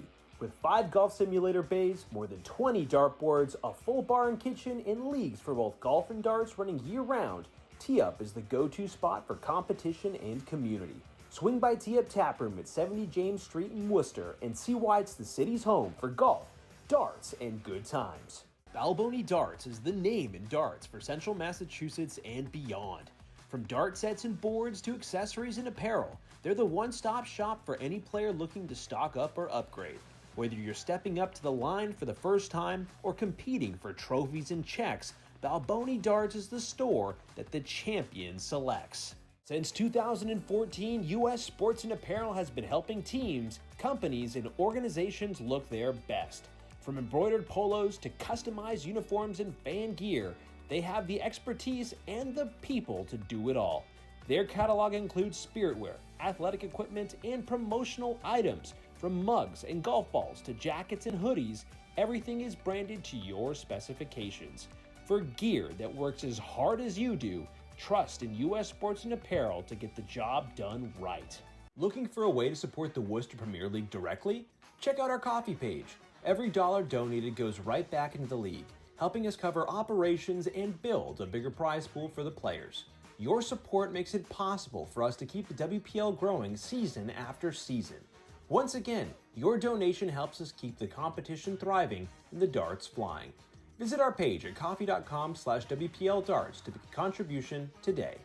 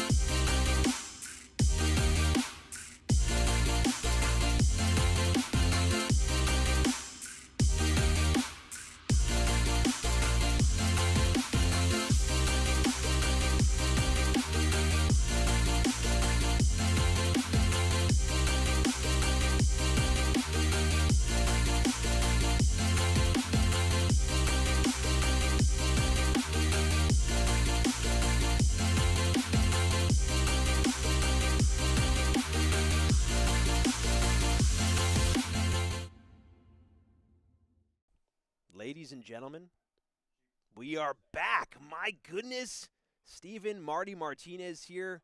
How you doing, folks? I'm in the studio with Nick, the Sureshot Soldo. That's me. And it is you. You're 100% right. It's him. He's him. But we were treated to an absolute fantastic game. Mark Rudge, oh my goodness. Upset, a big upset. I mean, especially from a player's perspective where you were playing for the season, I mean, the progress that Mark Rudge has made over these past 7 weeks has been something special. Absolutely. And just the composure he showed in those, even after getting 3-0 in the second set, to come back out firing, he showed that he can do it. Yeah, you know what? It's the mental fortitude and the ability to relax when you need it most. I feel like a lot of competitive players in anything, they try to get themselves amped up in the moment, get that high energy. Sometimes that's just not what you need. Mark Rudge seemed to really find his calm, his relaxing just mindset, and he was able to lock in and just get it done. I mean, Ron smooth. put a lot of pressure on him, but Rudge really just kept it cool and collected there. Yeah, and that was the difference maker. Yeah. So if we look at the bracket here, again, we have been treated to some stellar games so far. Tom Curtin did take out Justin Burke. So coming up, Joe Ricard versus Tom Curtin. I mean, that could be the final in itself right here. This is going to be one of the best matches of the night, for sure. One of the best matches of the season, potentially. Oh, yeah. And then on the top half of the bracket here, we saw Mark Rudge take out Ron Sargent. Again, Mark getting the bye against Mike Carignan, who was unfortunately not able to play tonight, but certainly proving that regardless of the bye, if you take out the Dreamboat, who finished first in the regular season, you deserve to be in the final. He proved that he deserved it even with the bye. Bye doesn't matter when you're winning. 100%. So if we go to the board view here, man, that guy's so scary. And look at the 9 mark right there. That is so scary. That's just frightening. I think even like Joe's a jump scare. even Joe's laughing along with us as well. He knows that that's frightening stuff. He's saying, get rid of all those darts right now. No need for those later on. But before we jump into this game, folks, going back to the party cam here. So previously this was the Marty cam because it was just me up here. Party but Marty. now it's the party cam because we got a party going on. It takes 2 to tango, man. At least, yeah. If you are in the greater Worcester area, please consider stopping by our fantastic sponsor for this season, Tee Up Tap Room. They are doing a food drive this season benefiting Bucky's Food Pantry. So if you are in the greater Worcester area, even just in the central Massachusetts, stop on by if you have any non-perishable food. Donate some food to those in need. It's getting cold. It's getting desperate. This time of year is tough for a lot of people, and that food will certainly go a lot longer than, sitting in your pantry, not really doing anything for a couple of months. A lot of needy people out there. And if you bring in your food, you get a $2 mixed drink, which is start to a good time. It's a steal. Yeah. It's a great deal right there. So if you go back to the board view, Joe Ricard, he's had a great season as well. Both of these guys came out. I think Joe right now has a bone to pick. He wants to come out and topple the Emperor and show that he's the top guy. It's going to be a tough match. Both of them are going to have to play their game, and after the kind of match we saw from Tom in the last one, if he carries that over, he's going to be hard to beat. It's going to be a certainly tough match for both guys regardless. Going to give these guys the go-ahead to tell them that we're ready for them. So the command has been given. And I was really worried there because when you said that they have a bone to pick or Joe has a bone to pick, I thought you're going to keep it PG-13. I thought we were going to take a little R or whatever. I was like, whoa, Nick, oh my goodness. No, I feel like both guys, this is not even for the money. It's not for the prize. Who cares about the finals? They just want to beat the other guy here. I think everyone said that even last season. They want the belts. They want the pride of being the guy that won it. They don't. The money is, good. Everyone wants money. They're not going to turn it down. But the pride of winning this such a high-level league like this, you can't beat the pride. Can't beat the bragging rights. And again, Mark Rudge will await the winner of this game, and we are underway. The Emperor leading off with something that's not so spectacular, only finding 43. So can Joe step up? And I don't know if there was some confusion there, but it looks like Joe's going to step up. Also a little wide, so nerves on that first visit from both these guys. And it's the same thing we've saw with most of these matches tonight. The first visit is not quite where you want to be. And sometimes it does take a couple rounds for these guys to settle in. I mean, we've seen this all season where, okay, if you've been playing, fantastic out of the gate, it's almost like an oddity. It really does take a couple throws to get the arms warmed up. Tom is certainly displaying that right here with that 95. Yeah, so we're going to see if these guys once these guys get going, what level, what standard they can bring up. And he does find a triple with that one. So a big 140 from Joe. And that's a good start. I feel like the sky's the limit with the standard for both of these guys. I mean, the game that they have in them is just so high. I mean, these guys can rip off 100-plus average legs like it's nothing. It's been frightening to watch these guys, especially in the finals, because that's where we usually see these guys playing each other in the finals every night. I mean, the only time they're going to feel comfortable is throwing a 12-dart leg. If you're not throwing a 12-dart leg, you might lose it. Like, that's how good these guys are. And he's just missing on that trip 20, but still 3 good darts.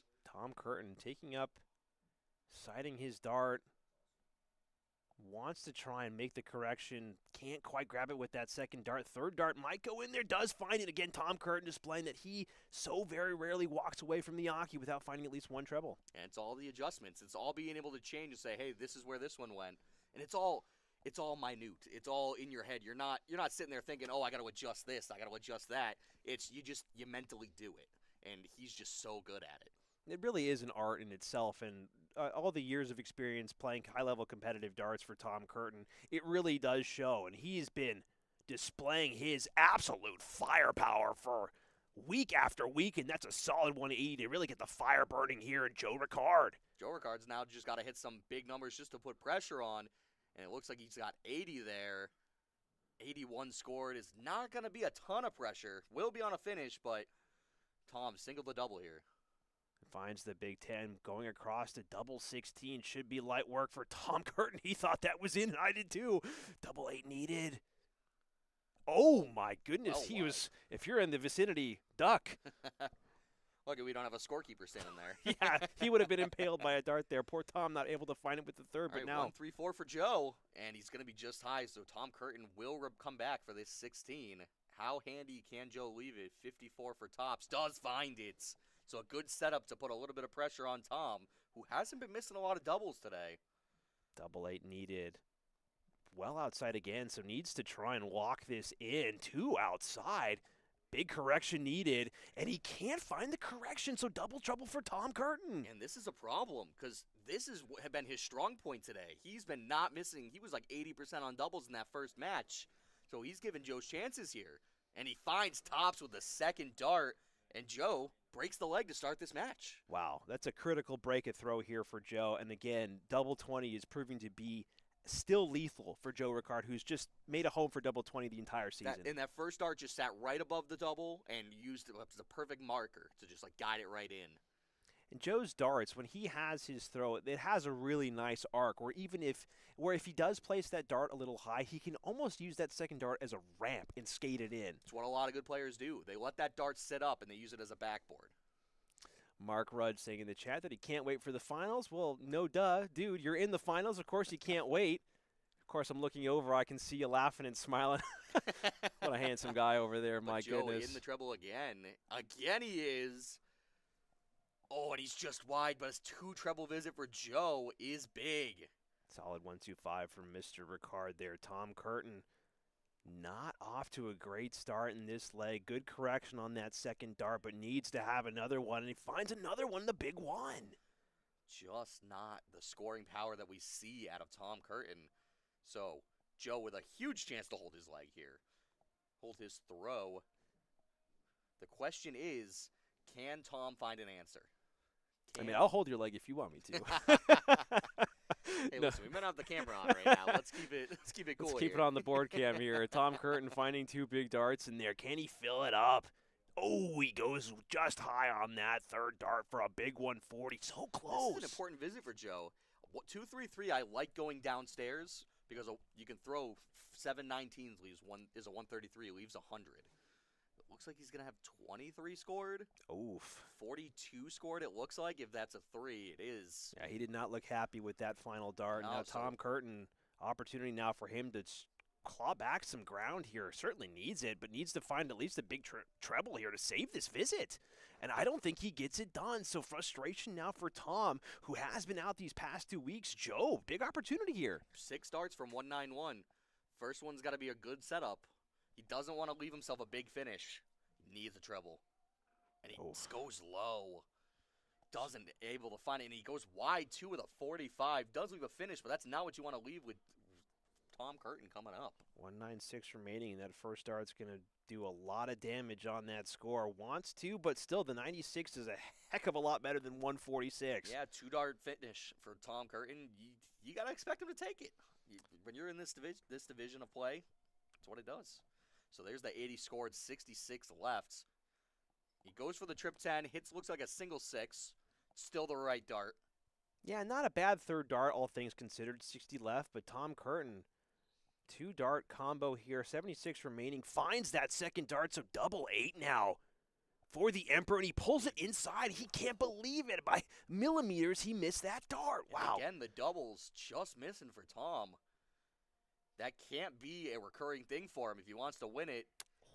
And can Joe punish with a double 10? Looks like he's just outside. So Tom is let off the hook. And I think that second dart fooled Joe. Tom is not going to be one to let him go here. Wants to find this double 4 if he can. Just outside by a millimeter. Needs to bring it in. And I think he goes outside. Look how frustrated he's getting. And the frustration is setting in. But now Joe has to take advantage. You don't get that many visits. And there it is. 1 dart from Joe Ricard. Takes advantage of the chances given. And we've seen some double trouble from Joe this season, where if he doesn't nail that double 20, we've seen him round the houses here and struggle to, find his bed, you know? Absolutely. That's why I was saying that was the advantage that I think Tom had going in. His doubles were just so good, and it looks like he's just wide of filling it up. That would have been a spectacular 180 to lead off there, but only able to find the 1-2-3. Joe Ricard now needs to find something big here if he wants to, close out this set in a little bit of a hurry. Going downstairs, finds that big trip 19. Great third dart from Joe to save that visit. And yeah, we just got to see Tom hit those doubles. That's the advantage that he's had. He looked so good in the last set, but he's not able to find him here. The scoring has been good enough from Tom. He just needs to be able to finish out, close it all out. We're in the 95. That's going to be a good visit. I just realized in the chat there is a chat member called Marty's Ladies. And I have to shout them out, whoever they might be. That is really funny. And as you're shouting them out, it looks like Joe fires in a 180, or is it a 135? It is the big 180. Big 180 there from Joe Ricard. Great darts. I'm getting distracted by the fan club in the chat. My goodness. I'm all blushing now. And Tom answering back with a treble of his own, a 2-treble visit of his own. Wow. Saying, I'm not out of this. So the standard of play from both guys is starting to rise. They're starting to rise to the challenge. I think the nerves start to go away. Well, I think at some point you just start to realize I can't waste time being nervous. I got to start racking up points. And Joe Ricard doing that right now. Looks like he only finds 81. Does. So in range, but Tom, first in and out. Yeah, and sometimes you just got to let your instincts take over. You can't be so mechanical with everything and overthink every single possibility. And that can happen to these guys. Oh, only a 47 from Tom Curtin. Will leave a 2-dart finish. Low percentage shot now for Joe Ricard, the 158, and that first dart is way elevated. So second dart's in there, 80 scored. Decides to keep it straight and find the ton. So 58 remaining for Joe Ricard versus the 96 for Tom. I'm all right with that. I might have liked to go see the trip 18 to leave double 12.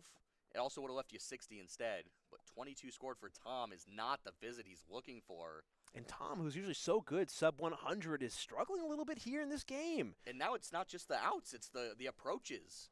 Joe Ricard finds that 18 right on the wire, and he nails the double 20. So a little bit of a scare with that first dart, but he's able to lock it in that second dart. And now we have the opening set going the way of Joe Ricard. Tom Curtin not really showing us his best stuff in that opening set. And again, this is huge. This is Joe's set to throw. So now he's just got to hold his throw 3 times. And he'll be able to take this home, but he's got to do better than that. Can he find the treble? He can't do it.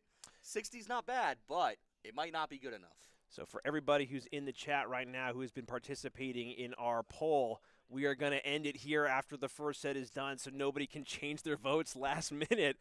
But Tom Curtin really struggling to find the play, the standard that he's had all season. And just wide with that first start. Can Joe center? That's going to be a tough one. He might move. He does move downstairs for the That's big. A great third yeah, dart. Big 82 there.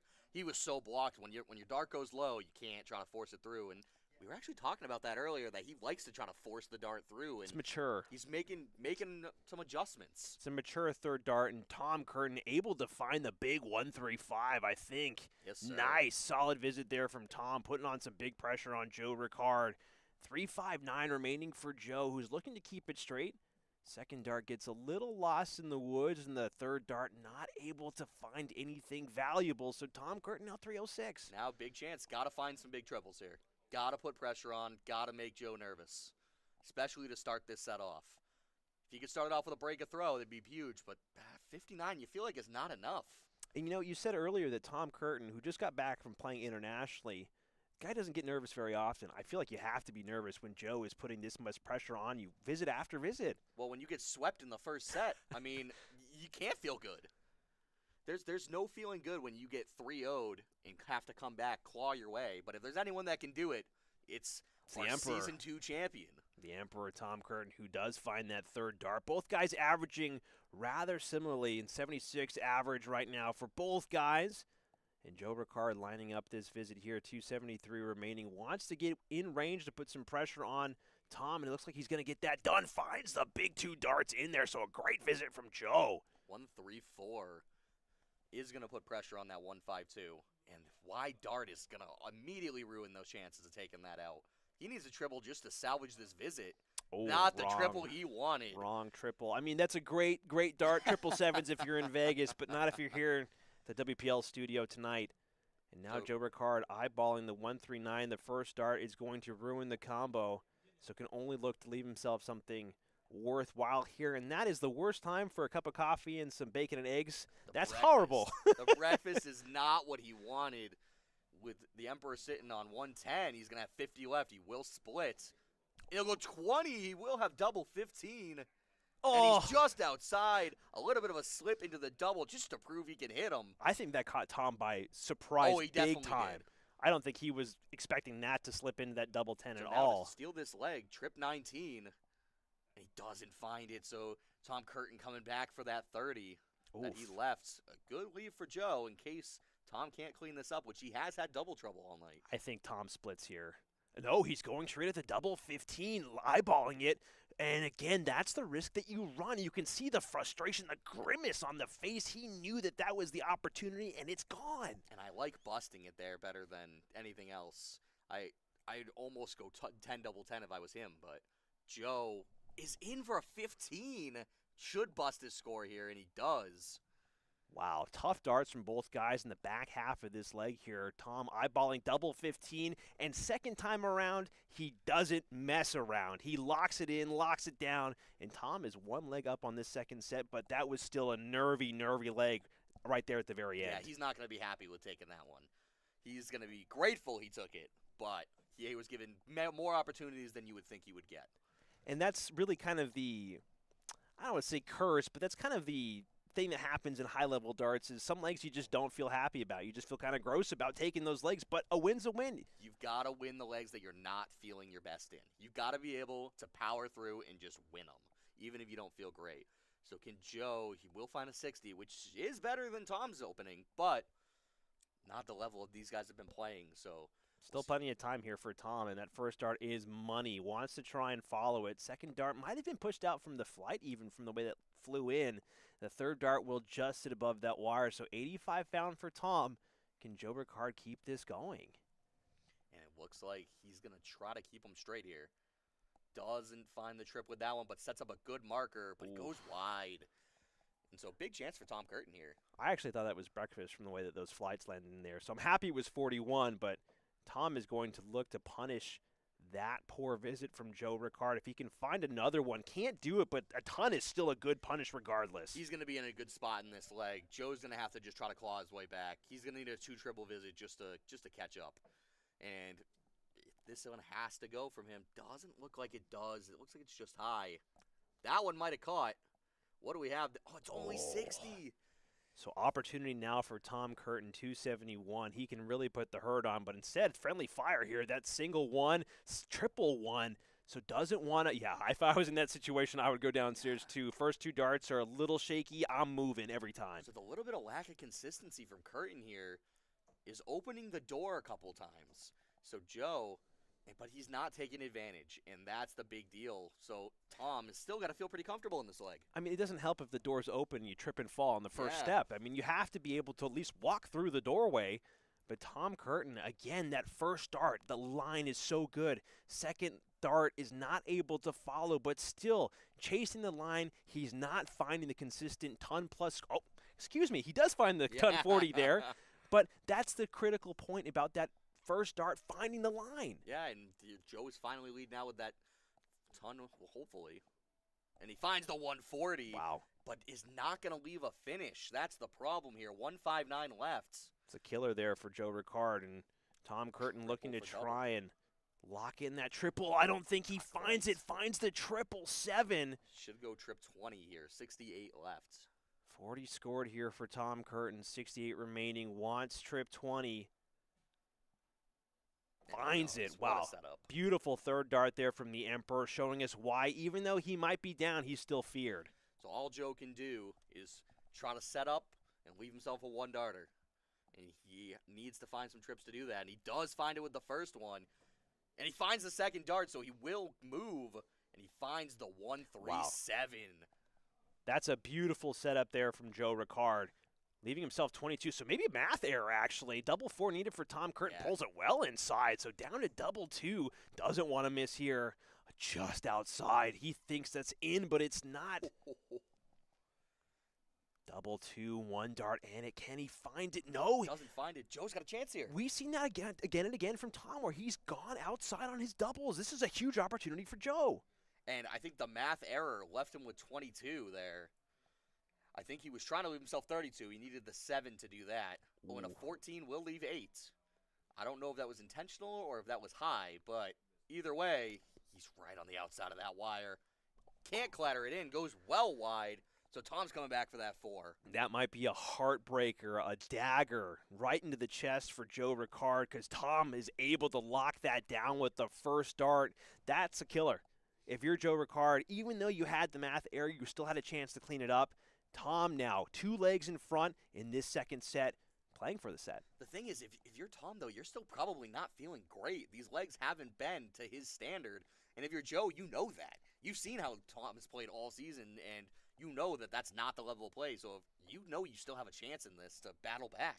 Tom Curtin doing very well to find that opening triple 20. Just wants to elevate slightly here, and he does lead off with the big 140. Again, those micro corrections from Tom Curtin are fantastic. Joe really needs to follow here. But never giving up on a leg is Tom. He's always battling right back in it. We've seen him get angry.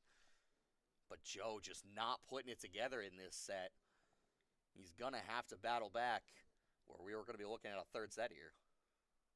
Again, these games have been so neck and neck. I wouldn't mind a third set, is what I'm trying to say. I hope Tom gets this. That way we can watch more darts, Give the people what they want, but that's an errant visit from Tom.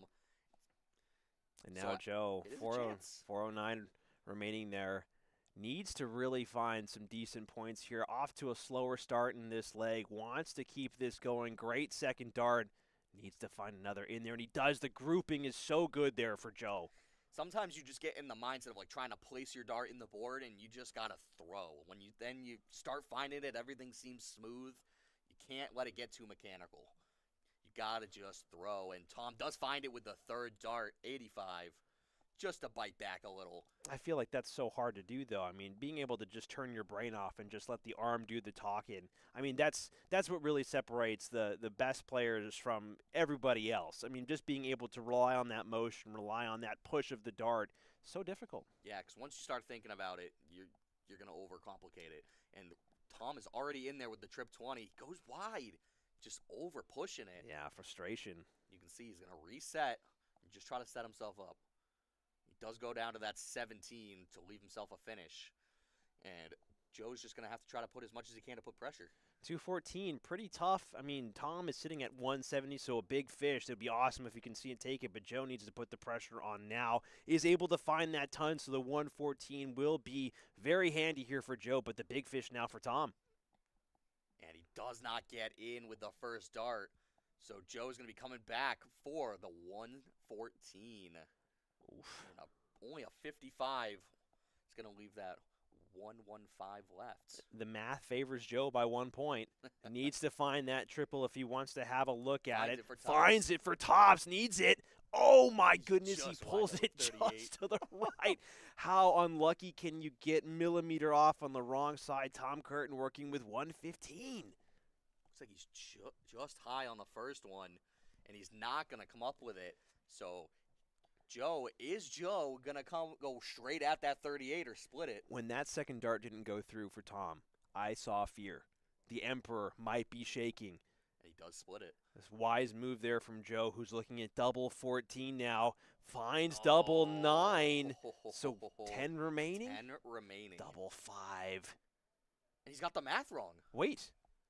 I think he realizes wrong. it. Oh no, Joe. He's going to leave himself 4 for 34 scored. Okay, I'm just going to give you a fist bump real quick because it's not often the casters get the math right. So we cash that in real quick. Frustration from Joe. He hits the dart, but it's the wrong one. That's a tough visit. Does leave himself 4, but are we going to see that come back to bite him? I mean, if he takes it right here. If Tom can get back to his doubling standards, it's going to punish. And he's inside with the first one, so he's going to have to go upstairs to that double 4. Well inside. Double 2. It's out. So Joe Ricard, like a cat, lost a life, but 8 lives remaining apparently. Double 2 does not want to miss. Finds it. Wow. Joe Ricard looking out big time. It might not matter if Tom's able to find the leg here, but wow. Bullet dodged. He's wiping his brow with sweat right now, just saying, geez, I shouldn't have even had a shot at that. Wow. So Tom Curtin now leading off after, I feel like if there's any such thing as a cage rattler, letting Joe come back to find that one. I mean, he does a great job with that third dart, but now it's a game of controlling the game, not letting Joe get too much momentum. I mean, the name of the game this whole match has been doubles. Who's hitting the double? Who's hitting the combination? So you can't afford a mistake like that from Joe. Got to find your doubles whenever you can. Yeah, that's a solid ton there from Joe Ricard. And Tom, again, just barely behind the first dart. Again, so good. Leaving tons of space, but the flight might be a blocker. If I was Tom, I don't know if I'd be chasing that. Well, what do I know? Yeah, as soon as you say it, he's able to slide it right in. Great 1-2-5 there from Tom Curtin. My goodness. And Joe in there with the first one. Can he follow? Oh, he's just wide into the trip 1. He is going to elect to stay there and go just low. Pretty much what we've been saying all night is that they bank down, so he banks just below the trip 20. And that's still a solid 83 from Joe Ricard. Tom Curtin now needs to find that adjustment down to that triple 20 segment. Goes a little too far down, so needs to split the middle here, and he does find it again. I've said it so many times this season. I'm a broken record, but it's amazing how he can walk away from almost every visit finding that triple. That's what you got to do at this level. You can't afford to have these 60s even. As much as we like to say, oh, a 60 is a good visit. It's for not. Us, yeah, for us. It's not here. For me, a 60 is the highlight of my day if I can find it. And Emperor's going to go just low. Is that make it a tough one, or does it make it a landing zone for him? It doesn't seem like it does. And he goes bull out of frustration. I mean, he finds it. He nails it. 65 found actually, there for... I think he just likes to take it away to leave the 120 instead of the 125, which I don't mind. I don't fault him for that at all. I mean, a Shanghai finish on the 20s is pretty good because you can just keep them all in the same segment. But Joe Ricard needs to find something significant here, needs to find a triple, can't get it done. And so now Tom, 120 remaining. I feel like this is a really high percentage shot for Tom. I mean, he doesn't want to give Joe this opportunity at a 161. The first one goes. He's just going straight up the line. There it is. Wide open bed for him. Can he take it? He does! 120 finish for Tom Curtin to finish the set and send us to a deciding set where he has the throw. Fantastic darts from the Emperor, showing us that even if you knock him down, he's going to come back and he's going to strike back. The Empire strikes back, man. We've seen the movie. We know the plot line. But is Joe going to be able to get it done in this tiebreaker set? Well, here it is. Three legs win to go to the finals right here. And he leads off with a solid visit there. 2 trip 19s to rack them up. 1-3-4 for Tom Curtin. Joe's got to battle back. He's got to enter strong, and he does. He's just low on that second dart, and it looks like he's going to try to force it through. Still, 100 doesn't put you that far out on this leg. Yeah, those 34 points still are we starting to see the start of the snowball where Curtin is able to just chip away with these extra points. start to build the momentum, build the lead up. That second dart is beautiful, and the third dart might have just squeaked into the corner. Is that a ton 40? Only finding the 95, so close. Yeah, so we're going to have to see if the consistency is there from these two guys, and right now it is, but there it is. It's the wide dart, and it looks like he finds the 1-2-1. It is. Wow. So this is what I mean. It really comes down to who's going to flinch first. Both guys finding their groove here, really feeling each other out in the first two sets, but you feel that all the haymakers are coming out now. Tom Curtin, 2 darts in there, and he might have found the big 180 here when he needed it most. Solid darts there from Tom Curtin. Pressure makes diamonds, folks, and we're seeing it here. Joe looking to answer. He's just high on that second one. Still looking to be a good visit. A ton is a good visit, but it's not going to leave him a finish, so Tom's going to have 6 darts from 92 here. 92 remaining indeed. Needs to find that big triple. 72 remaining now. Trip 12. Finds it for double 18. Oh, and he pulls it inside. He could tell that he felt not right with that third dart. You've got to almost be thinking outside wire on that. Leave yourself 36 for the next visit. You know you're coming back. 18 can be an awkward one. So we'll see. Joe not going to put a ton of pressure on. Going to leave that Shanghai that Tom just took out, but he's going to hope not to leave him a finish. Double 18 here. Double Outside. 9. Sorry, double 9, excuse me. Well, needs to walk There in, it and he is. finds it with that second dart. So Tom Curtin, scoring power, really doing him a lot of favors there, not having to sweat as hard down the line, that back half of that leg. Holds his throw. Joe now has to hold your throw. You lose this leg here, it's going to be almost impossible to come back. And that's a good start. Finds the treble. You've got to find a treble every visit. Yeah, these guys are now, they know how they're going to come at each other in this final game-deciding set. So it's time to bring out the big guns, let the howitzers pound the other guy with the high ordnance. And it looks like he's only able to find, oh, he does find the ton, so that dart was right on the wire, and he's able to lock in the big 100. And the advantage will be till Joe until proven otherwise. And that might be the otherwise. Ooh. Don't know if he snuck it in there or not. No. It's just low. So Tom Curtin now 401, slightly behind Joe Ricard. Not out of the woods, needs to continue firing away, cannot afford a poor visit here. Not now. Second dart is almost dead center in there. Third dart, not able to follow, but back-to-back tons. That'll do. That will absolutely do. When you're trying to break throw, all you want to do is get ahead. All you want to do is get ahead. So Joe, going to try his best to stop that from happening, but it's not going to be enough. And you can see the defeat kind of in his face after that visit. Which is a shame because Joe is not at that level yet. He's still got a chance in this game. He just needs to get together, keep it going, keep it flowing. And Tom Curtin, a poor visit here, saves it with that third dart, but still, Joe Ricard with a big 140, big ton 80. And right now, this is the difference between this set is Tom finding a triple every visit. Joe just hasn't been. And it's a hard thing to do, but he does find the trip 19 there. 95 scored. So a good visit, but like I said, the difference is finding a triple every visit. Neck and neck down the line here. Again, Joe Ricard did throw first, so he's looking to hold his throw, but Tom looks like he's going to be first to an out. If he can find a big third here, is able to get it done, so it'll be slightly more comfortable. Joe needs to scramble. 208. Almost feel like you need a ton 40 to put any semblance of pressure on, and that first dart is not inside. Crazy to think Tom needed a triple to even leave a finish there. He was in a weird spot, and the pressure did not get to him. But Joe only at breakfast, so 6 darts for Tom Curtin. That's a to breakfast. Take out this 139. It's a breakfast I'm going to push back to the kitchen every time. That's brutal. And Tom able to find the first dart. Oh, finds it for Wow. tops. And oh my goodness, the big 139 from Tom Curtin.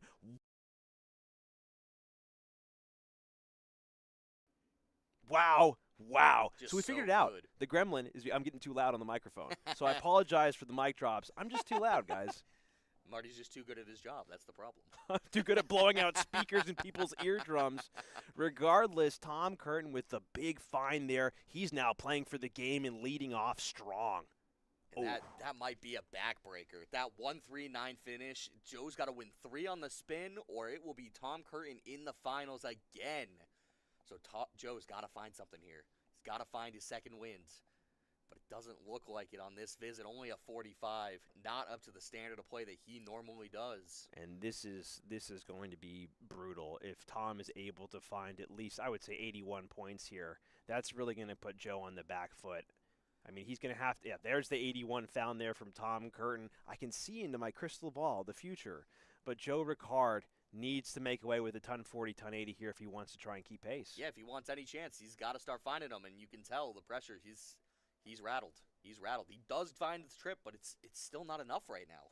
Tom Curtin, he has been dreaming about going back to bed with that championship belt. He did a great job in the offseason, season 2 to season 3, taking care of it.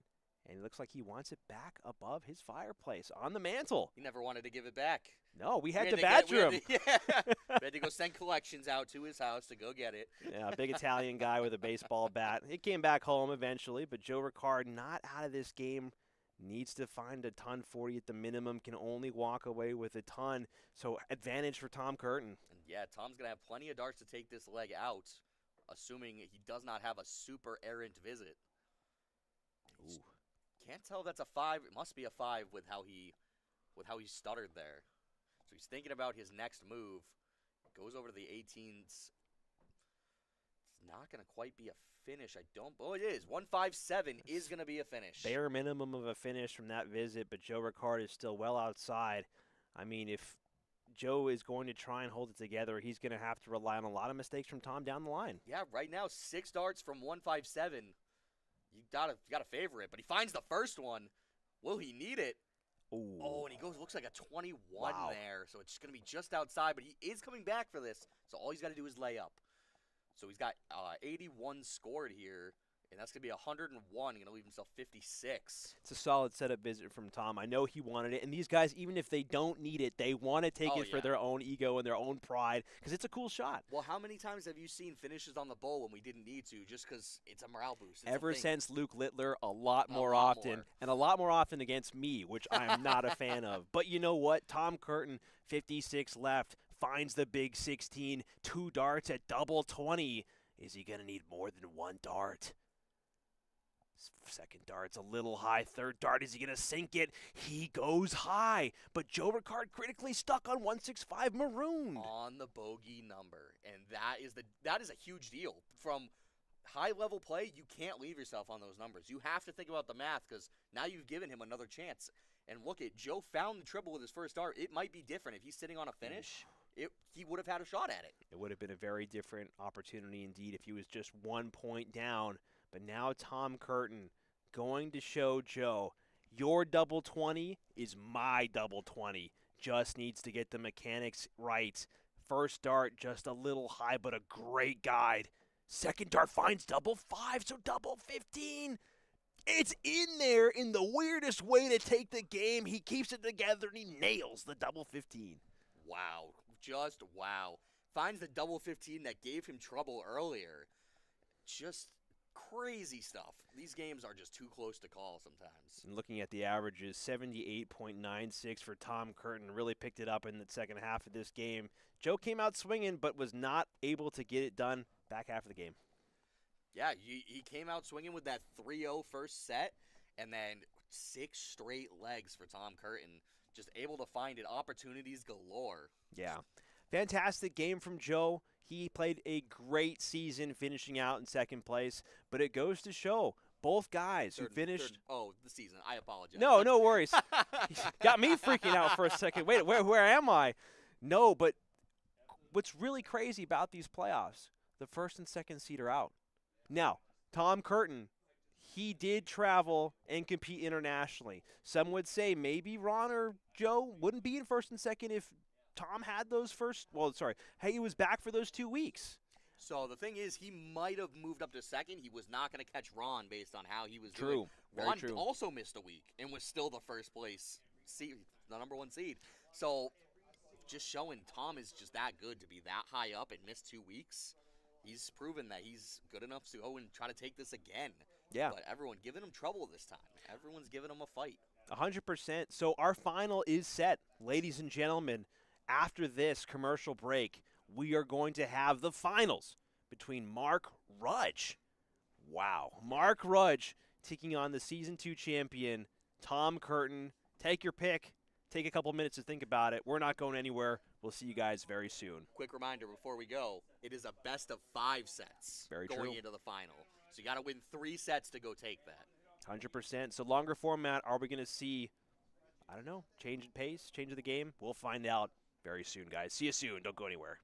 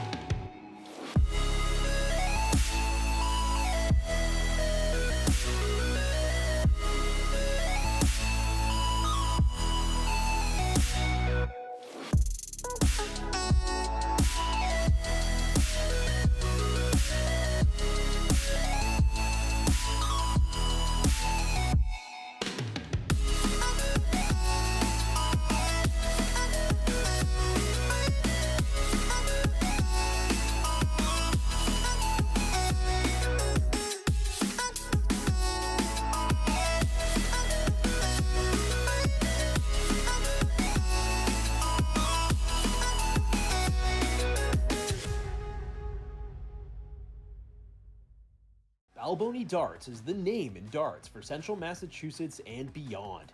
From dart sets and boards to accessories and apparel, they're the one-stop shop for any player looking to stock up or upgrade. Whether you're stepping up to the line for the first time or competing for trophies and checks, Balboni Darts is the store that the champion selects. Since 2014, U.S. Sports and Apparel has been helping teams, companies, and organizations look their best. From embroidered polos to customized uniforms and fan gear, they have the expertise and the people to do it all. Their catalog includes spiritwear, athletic equipment, and promotional items. From mugs and golf balls to jackets and hoodies, everything is branded to your specifications. For gear that works as hard as you do, trust in U.S. Sports and Apparel to get the job done right. Looking for your next night out in Worcester? Tee Up Tap Room is the place to be. With 5 golf simulator bays, more than 20 dartboards, a full bar and kitchen, and leagues for both golf and darts running year-round, Tee Up is the go-to spot for competition and community. Swing by Tee Up Tap Room at 70 James Street in Worcester and see why it's the city's home for golf, darts, and good times. Looking for a way to support the Worcester Premier League directly? Check out our coffee page. Every dollar donated goes right back into the league, helping us cover operations and build a bigger prize pool for the players. Your support makes it possible for us to keep the WPL growing season after season. Once again, your donation helps us keep the competition thriving and the darts flying. Visit our page at coffee.com/WPLdarts to make a contribution today.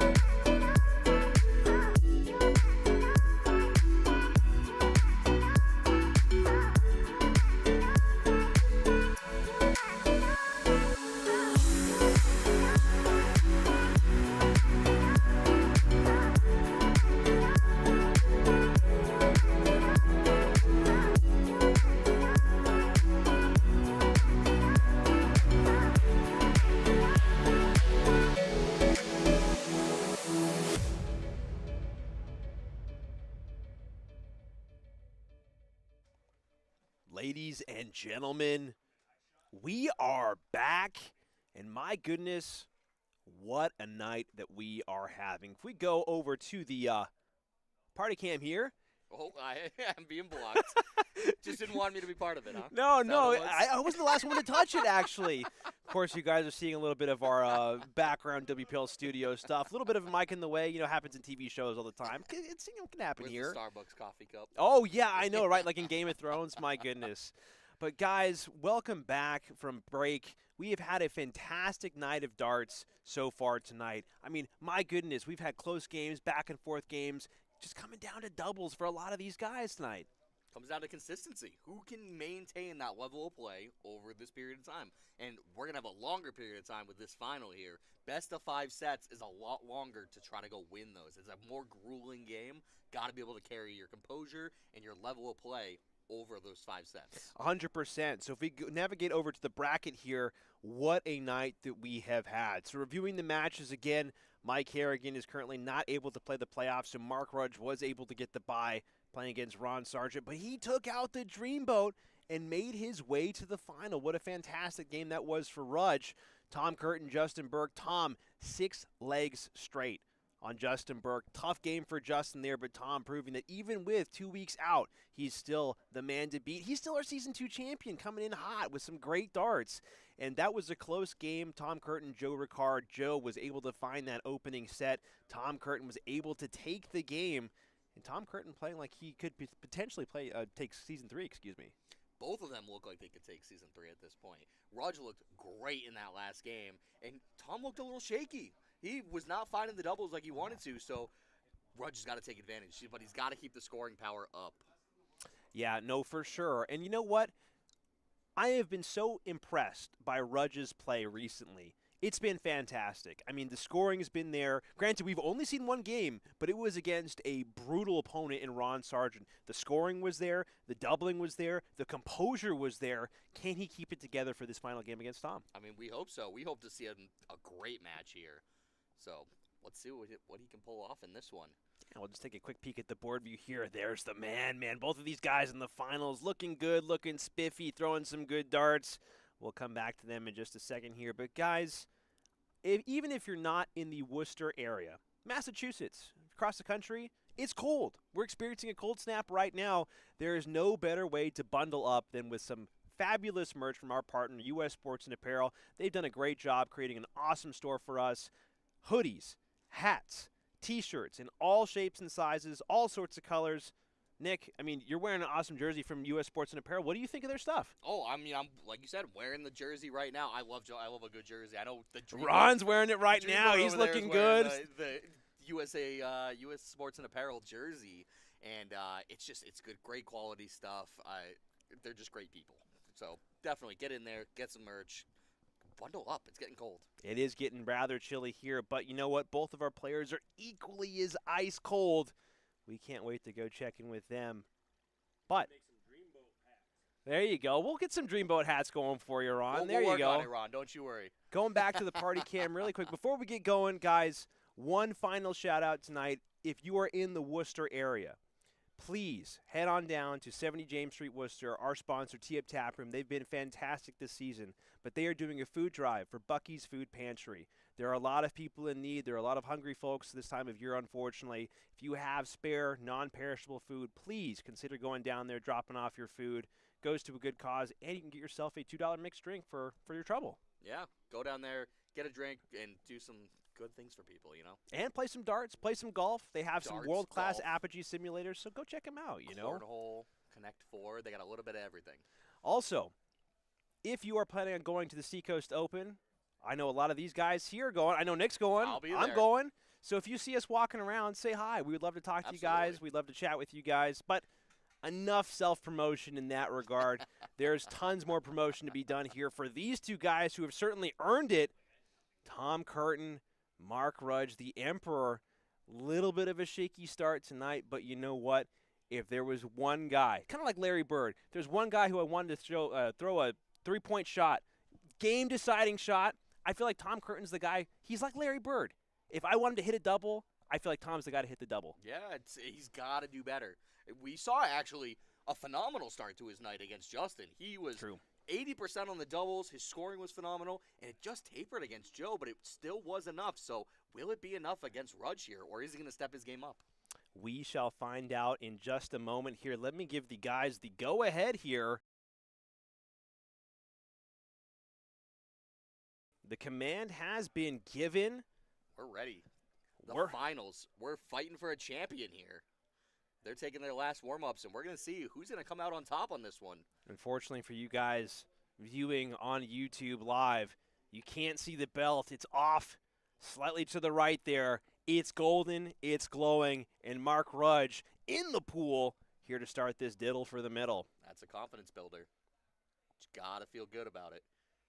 But, of course, an answer from Tom. What a time this would be to have this go quite a while here. We've seen it once before where it took a little while to figure out who's going to go first. Tom Curtin eyeballing it. It's a pool party. Got to get in the pool. And looks like he is in. It's a single pool just on the wire. All right, can he answer? And he doesn't. He's low. He was a little quick with that dart. So Tom is going to have the throw on the odd sets here. And remember, for everybody watching, too, this is an extended format, so it's a best of 5 sets. So first to 3, Tom Curtin finding that big one segment, wants to bring it back on track. Not able to lead off strong, only finding 22. That's a tough start, but as we've seen, the first couple of visits in these matches have not gone really the guy's way. But looking to prove me wrong is Mark Rudge here. Looking to make a statement early. Rudge has done such a good job tonight, being able to lead off with big scoring. Power scoring, really, from Rudge. But Tom looking to answer right back. Again, Tom is the type of player where, you know, he can kind of teeter around a little bit, but once you fire in that big visit, he snaps back to reality, and he is locked in for the rest of the game. Oh, yeah. But Rudge just looks so smooth today. Just keeping those darts straight and fluid. And look at that. Just finding them, letting them drop right in. Just finding his form and letting the body do the work. If you guys are watching along here, we invite you guys to vote in our little poll. Who do you think is going to win Season 3? This game is for the, well, it's for the whole chalupa. This is it. This is Season 3 right here. Tom Curtin not able to find anything significant. But Rudge here, another triple will look real good. But even the 3 fat darts is enough to put himself in a good spot. So can Tom answer? Again, Mark Rudge dropped his 100 average to 86. Terrible. Oh, just awful standard. But Tom Curtin now starting to come back and find these big darts. Big 140 from Tom Curtin. Great answer there and puts a lot of pressure on Rudge. Advantage is still Rudge here if he can find a triple. But he's got to keep them straight. And it's just low on that. A good dart, but it's not quite good enough. And critically, it's outside of outshot territory, 181. Tom has a huge opportunity to get himself down to a reasonable out, 10-plus out maybe. But this is not how he wants to start it with a 23 scored, only a 41. Will leave himself the big fish, but not where you really want to be with your opponent with a nice setup shot here. And you know what? Not to take away from Rudge's throw here, we have not seen a big fish this season. What a time it would be to find the 170 right here, right now. Rudge finding the 64, 170 on deck for Curtin. And here it is. And he's not going to be in. He's in the 5. Boo. So Mark Rudge coming back for a 117 finish. Does find the triple with the last dart to put a little pressure on. I jest with my booing there, but the 85 is fantastic. I really just want to see the big fish get reeled in this season. Joe did such a great job last season. Doesn't find it. So and 57 scored. Will leave 60. And Tom Curtin coming back on deck for 85, eyeballing 15. Only finds the single, too, so Calamity here wants trip 17, can't get it done, so just needs more corrections here. Does find the trip 15, but he really wanted that first time around. So the early approach shots not going well for Tom after some decent scoring in the beginning of this leg. So can Rudge put this one together? That's a low first dart. It's safe. And he's not able to find it, so Curtin coming back for 21, likely to go 5-8-8, but who knows? Rudge needs to capitalize on those darts. Tom Curtin is not going to give you many looks, so when you do have a chance, you've got to take him. Eyeballing double 4 now. Second dart just outside by a hair. And the third dart, we've seen that multiple times tonight. He's pulling him inside, and Rudge critically coming back for double 10. More double trouble for Curtin. And this is what he needs to do when he takes it. Wow. First dart. This is what Rudge needs to do. Break a throw on your opponent's set. Wow. Critical opening leg there for Mark Rudge, who again, struggled in the regular season, but seems to be turning it on at just the right time, only able to find 60 there, but he's got the momentum going. He's got to start finding those triples, though, because Tom, as you see here, is not going to let him off the hook with a 60. And he's into the trip one, so but a 123 scored from Tom. And there's the scoring. There's the 60s are not. He's not going to give you those chances at an out every time. No, and you need to be able to have big power scoring if you want to be able to keep down the line with Tom Curtin. And Rudge is able to find that ton just by a sliver in the corner. Curtin underway here. That's what he needed to do. But Curtin still has a good spot, but that one is going to make things real difficult. Can he sneak it in? He's not. It might be a breakfast. That's a tough visit there from Tom Curtin. Bacon and eggs, cup of coffee. Don't want it this late at night. Rudge is going to try his best to try and avoid that, but we've seen that multiple times from Tom Curtin where he's pushing those darts out, and that's a critical 81 found from Rudge. Finds it with that last dart. We've seen him. He's looking a little less smooth with these throws, like he's forcing. So Tom's going to have to take advantage of not quite the big scoring that Rudge has had all night, but he's not answering either. No, the call was not answered by Tom Curtin, and Rudge able to at least keep himself steady, keep himself calm, and a little bit of confetti there finding that 60, but sometimes critically it's just about keeping cool. 81. Yeah, 81 Oh, 81 scored. found, excuse me. Wow, even better. That's the second turn in a row where his flight has popped off. Not that it matters that much, but you don't see that a lot from him. But those Robsons, they tend to stay in. The 85 found there from Tom Curtin, so a good visit, but still chasing Rudge here, 179. Elects to go up on those 20s, should have gone downstairs to start on the 19s, and 2 darts into the 5. Well, not looking good here, only able to walk away with 17. About the worst thing you could have done there, not even leaving a finish. So Tom, with a chance to set himself up, but does the same thing, finds the fat 1. Looks like he slides a trip 20 in there. Can he set himself up nicely? Because the 162 is not going to go, but it looks low. So now we're back in the same seat where Rudge has got to put pressure on the 126. One's not going to do it. 162 remaining for Rudge, the 1. So, and that is about the worst dart that you could possibly throw. A little bit of a smile there from Tom Curtin because he knows that he lucked out, but that is a killer for Rudge, who threw a good dart there that just doesn't stick in. All right, he needs to find the triple here. For the bull, right in the middle. Oh, and he's going to be low. But that's not bad because he leaves himself 48. Rudge is on a low percentage, 141. So you know what? If you are going to miss, leave yourself something handy like That's 48. True. Rudge finds the first dart, 81 remaining. Can't find the trip 19 that I believe he was aiming for. Does find 3 and is able to find trip 18. So a solid 117 round from Rudge. Pressure on this 48. And here it is. It seems like it would be an easy cleanup for him, but the way these are going, that can't tell if that's an 8 or a 16. We'll tell by his next dart. He went top, so it's got to be in. And that's a 48 take for Tom. Dead center dart there from Tom Curtin, who did not mess around. Both guys averaging about the same. But I feel like that was a statement take there from Tom Curtin. He put that thing dead center. And maybe that'll be the start of the finishing for him, because he's got to get that finishing up. And there we go. And it looks like he's 2 in the bed there. And at 140 as it clatters just high. Now, I've had a feeling almost all season that the flights that Tom has been using are made of rubber because the deflections on those flights have been brutal for him. His grouping is so good. The flights, maybe it's just he groups them too well. The flights just get in the way. There's not a whole lot you can do because changing that flight shape, you're going to get different flight patterns. It's not quite going to be the same. And only a 22 to follow that 140. So Rudge looking to try to take advantage. He's still quite a ways away in this leg. It is Tom's throw, so as we said earlier, a break of throw means nothing if you don't hold your throw in the next one. And that's a great third dart there from Rudge, who does find that critical triple 20. Again, he was floundering a little bit there, but picked up some big points with that third one. But here comes Tom Curtin now, finds that first dart. Again, a first dart merchant, really. Tom Curtin's been almost all season, able to find it back with that third dart. 140 locked in, serious pressure on Rudge here. Big bounce back from that 22 on the last leg, but it looks like 2 in there for Rudge. Wow. I think he's just high for a 140. Still a great visit. He could have really used the ton 80 there. That was so close to being filled up, and looks like that dart is slightly elevated here. Great guy, but looks like he's going downstairs, doesn't like the look, and a 43. All of a sudden, if Rudge can pick up another ton 40, ton 80 here, that would be great. Even a ton puts him on a finish similar to his, but that 5 is going to make things difficult. And it looks like, I can't tell if he's got a 69 there. Nice. Yeah, he does. He is able to pick up the 69. Does not with finish though. So 6 darts for Tom Curtin, and it looks like he's gonna need them all because that first 5 was not what he wanted to do. 68 scored. Tom not happy with that round. Again, picks up that critical triple.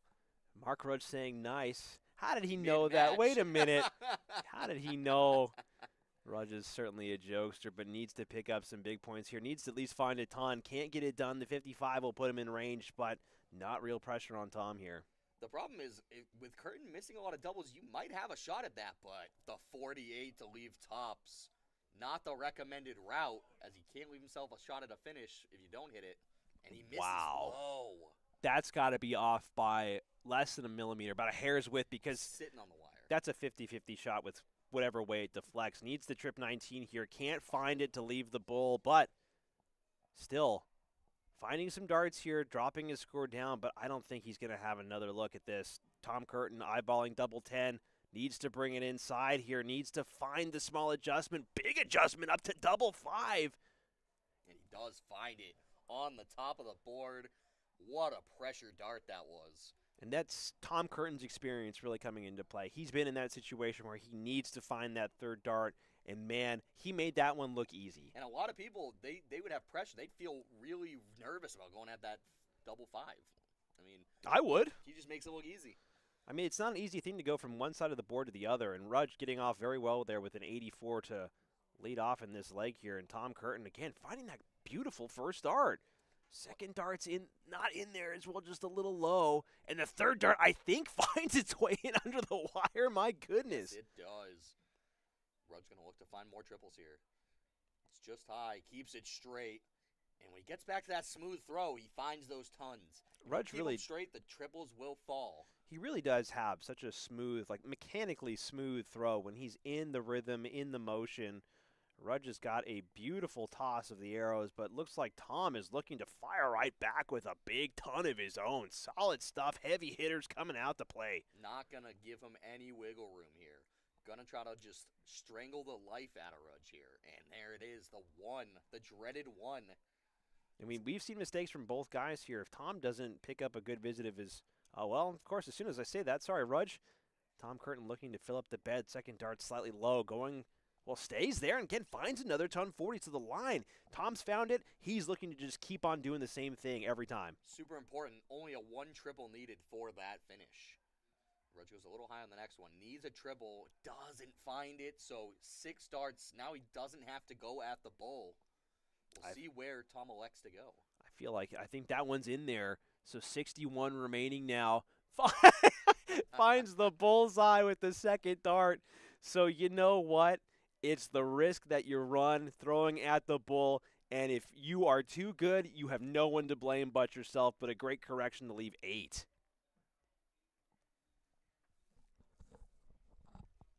Sorry, guys. Apparently my mic volume is pretty low, so we'll see if that's a little bit better. If not, I will turn the volume up in a minute. But Tom, going to look to hit the doubles here. Oh, and he's just way low on that double, too. Doesn't find it, so outside 116 chance. Massive opportunity here for Rudge. 116. Again, these low ton combos where you have that second opportunity. Finds it with the second dart. Double 18 needed for Rudge. Oh my goodness, and he missed it by a millimeter. But those are the opportunities that you have to take against a guy like Tom Curtin. And we see guys in this league time and time again take those. Does Tom have the composure to take this double 2? That's another wide dart. And he finds it. Wow. And a missed dart from Mark Rudge is going to give Tom the set. But you know what? That was a competitive set. Regardless, Rudge was just a millimeter away from tying up that set. Rudge is playing a great game here. He just needs to keep the momentum high. Can't focus on that past set. Just needs to find the good, keep it going. That's not the start he wants. An 11 from Rudge to start out this set. The set that he needs to hold throw. Take everything I said and just throw it away.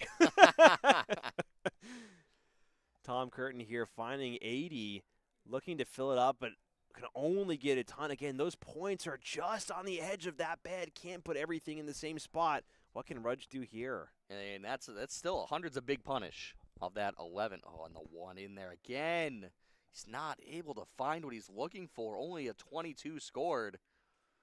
So are we seeing a little bit of nerves now starting to creep into the game of Mark Rudge, who has been so calm, so collected tonight, needs to find a way to reset and settle himself, because Tom Curtin's, well, you know, these types of visits from Tom Curtin, 41s, 22s, and whatnot, they don't happen very often. You got to capitalize now if you're Rudge.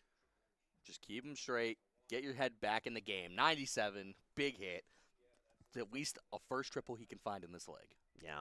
And Tom Curtin, I don't think he's going to let that one slide. He does not. So the first dart is good. Second dart is great. Third dart looking to fill up the bed. And again, the flight pushes it up by a country mile.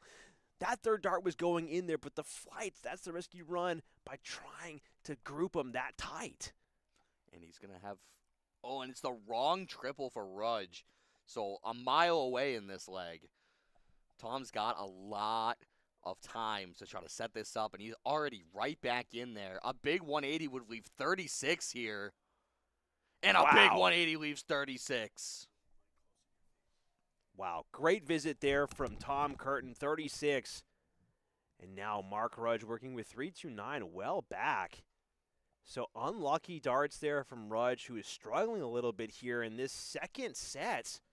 Tom Curtin looking to take out double 18, and he finds it with the first dart. So Tom Curtin not messing around, getting the job done here quickly. And I believe that's a 15-darter there from Tom Curtin. Hey, that's the standard of play that he's got to have. Solid stuff there from Tom Curtin. And Tom Curtin looking to try and navigate his way back over to the triple 20 segment. Not able to do so. Well, Rudge is going to have to pick it up here in this leg. Can he find the triples that he needs to even get himself close in these legs?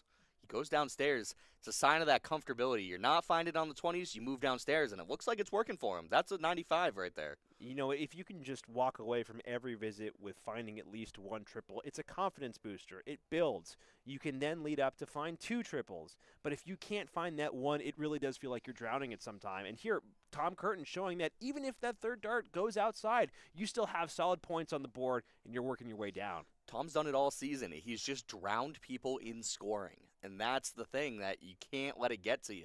You've got to just keep plugging away and doing your thing. But if you're not finding the triples like Rudge right now, it's tough, and it's mentally taxing. 55 is not a bad visit, but if Tom's able to find, again, another treble here, there it is. It just starts to snowball. It starts to build up into something unmanageable, and the ton 40 is going to put Rudge well far back. And again, the scoring starts to bury his opponent. Rudge staying downstairs. It's been working all right for him. Isn't able to split the difference. Is going to go wide and only throw a 45. Rudge really needs to regain his composure here. Yeah, it's kind of curious. Rudge has been throwing a solid game almost all night tonight. Maybe seems like he might have run out of gas here. Still a long way to go in this game. Tom's not slowing down. Rudge has to get it going. He's got to find some big visits, but he's got to just take some pressure off and just throw the darts. Stop thinking about it. And he's just high on the second, but a little bit smoother, thinking a little bit less about it. And he's going to look to follow that every time. And that type of round is a confidence booster for sure. I mean, when you can just turn your brain off, rely on that arm. Tom finding the first dart here, 83 remaining, can't find that second dart. You can tell by the frown that he had on his face. He wanted it so badly. Great third dart, though. But Rudge, it might be tough here in this leg, but if he can continue to find those smooth visits to the board, he can build. Continuing to build, needs to keep on finding these big visits. Those three darts have looked better than the rest of the darts in this set. Honestly, in most of this match. He's been able to just put it together, and here we go, 20 for double 20. And he's into the one. So wow. Rudge is actually going to return for this 106 and out of nowhere. We've seen Rudge take out 106, 116. This is within range for Rudge. And out of nowhere, suddenly Rudge has a chance. First dart, it pushes it outside, and the bid's over. The combo Just dies with like that that single one. 21 found here, so Rudge can only hope to set up, and that's a dagger for Rudge. He's got to be able to focus and come back mentally from that missed opportunity. He's got to be wanting at least a dart at the double from that. To not get any, and then Tom walking up and taking its second dart. The doubles are looking a little stronger for Tom now. Yeah, he's found his game as the night's gone on, but Rudge put a lot of pressure on Tom Curtin in the opening set, and it's all starting to just come apart here. Rudge still has life in this set, still has plenty of life in this game, but he needs to dig deep, and he needs to know that he's in the finals for a reason. He has one more set to try to battle himself back, even if he loses this. It is the best of 5, so he has that little bit of time to work back, but you don't want to let it get to there. You're down 2-0 against the Emperor. It's not looking good. And that's a solid ton there from Tom, but Rudge needs to start racking up these points immediately, cannot afford to let Tom run away with this one and be 2 sets down. Rather quick succession here. He needs to stop forcing the dart. He's pushing it. He doesn't feel as smooth as he has. And so Tom just looking to pile on the pressure he's already been putting. Oh, and he goes wide. Just not quite able to ricochet that in, and a breakfast, an unlikely breakfast from Tom Curtin. And that's tough. I feel like a lot of darts players, when they find that opening, well, they land that opening dart right on top of the wire. The flight makes it a little difficult to see the bed. I feel like it's really easy to go left or right because you instinctively try to get around that flight. You don't land it in the middle. It really is a skill to try and drive the dart through. There's also that big concept of overcorrection. Oh, I missed left. I'm going to try to center it back out, and you go way over to the right. Either you're not done moving or whatever, so be it. That's a great switch downstairs for Tom Curtin, who's able to lock in that 97. Mark Rudge, 388, 100 points back. Needs to start finding it, and that's unfortunately just brutal. That's a brutal dart. Second dart's not going to give him any favors. And what do you do if you're Rudge in this situation, Nick? I think all you can do is you got to chalk the falling out darts. All you got to do is just let them go. You know, you got to laugh at them. You say, hey, I can't do anything about that. It was a good dart. But you've got to just refocus yourself. You've got to calm down and say, all right, I might not be taking this leg. I might not be taking this set. I'm going to have a fresh one next set. That's all you can do. 382 remaining for Mark Rudge, so a lot of work to be done here. Needs to find some pressure. You can tell on the reaction of Rudge's face that he just might be thinking about the next set here, and it might be going the way of Tom Curtin if he can continue to march his points down. I think if I'm Rudge here, I'm only stepping up to the line thinking about form and just not worried about winning this leg because it's unlikely you're going to come back for this leg. Just focus on getting your form back and feeling comfortable. Don't worry about how this leg goes. Just focus on your ability to move on to the next set. Yeah, Tom's lining up this 94, wants trip 18, goes high, I believe. That's a single 18. Finds trip 19. Can he find the double? And I don't know if... Is that what he wanted? Did he want double one? What is that? 60 scored? I couldn't tell because the points on Tom's darts are so thin. My goodness. But Rudge seems to just be throwing these darts away. Unfortunate, not able to find anything productive. 36, and Tom Curtin, 34. 34, double 17, has the time, could split it, but chooses not to. Can he go take it? He's left himself about as good of a backboard as you could. And inside, so this is where if you're Rudge, if you can sneak your way in there, this is an awkward position to be in for Tom Curtin. Ton minimum needed, though, and that first dart going to cause a lot of problems. Second and third, no favors. So it seems like all three just not working in the same direction that Rudge wants them to go. Just looked real sloppy. Doesn't feel like he could keep it in the line that he wanted to go. I'm sure he feels like he's all over the place. But, again, if he can find something, at least put a little pressure. And these are the types of legs that really kill your mentality here is when your opponent is giving you so many chances and you're just not within range. I mean, that's the type of reaction. Waving the arms. You can see, but you got to not let your opponent see that frustration because they'll feed on it. If I see my opponents doing that, I'm ready to just go pounce, and there it is. He pounces.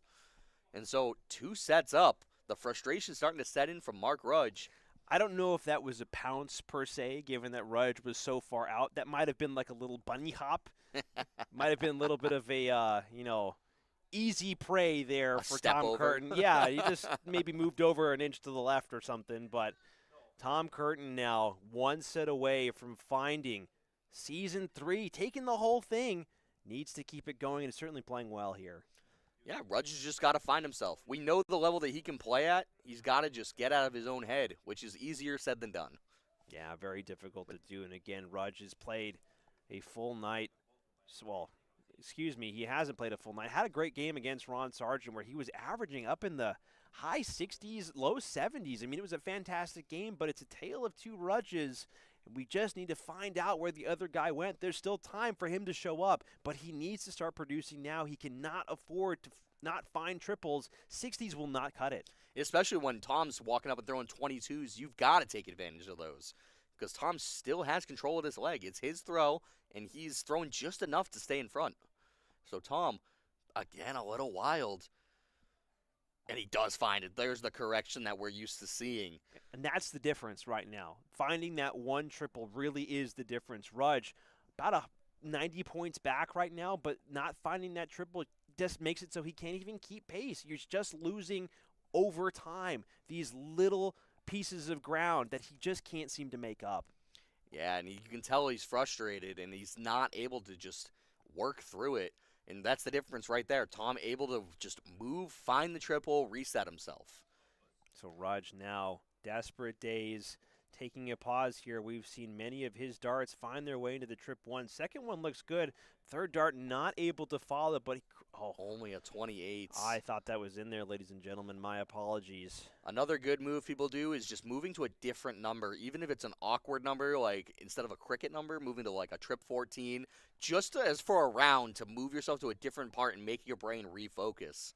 But Tom Curtin is just walking away with this one right now.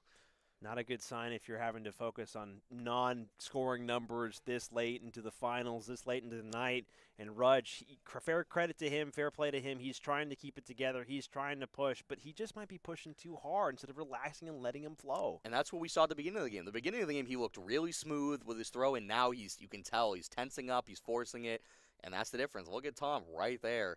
Just able to slowly just kind of put that one in there. And you know what? I would argue that this is not that great of a game from Tom Curtin. I agree.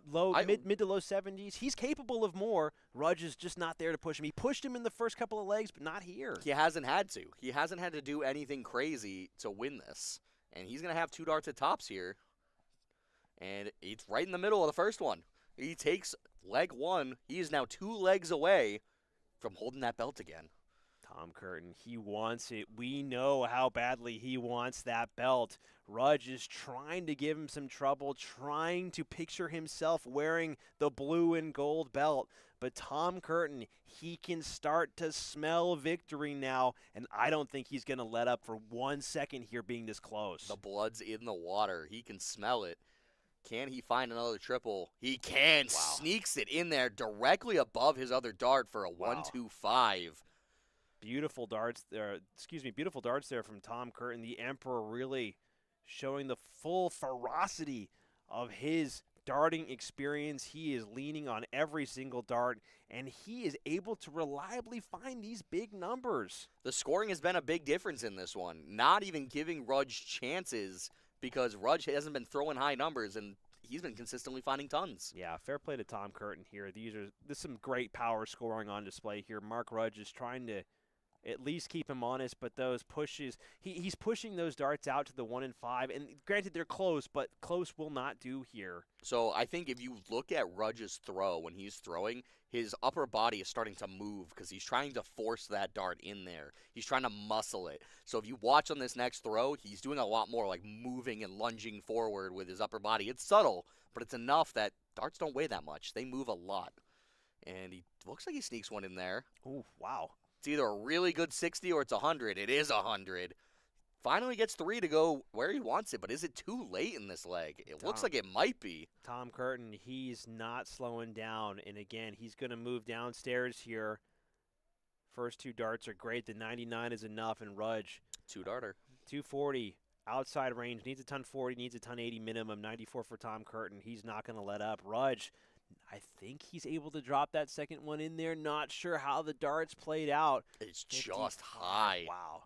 Tom Curtin, but better 94. darts. Better darts in that visit. But 2 darts at tops again. Wow, well high. And now double 20 for Tom Curtin. Only able to find double 2. So a little bit of double trouble here.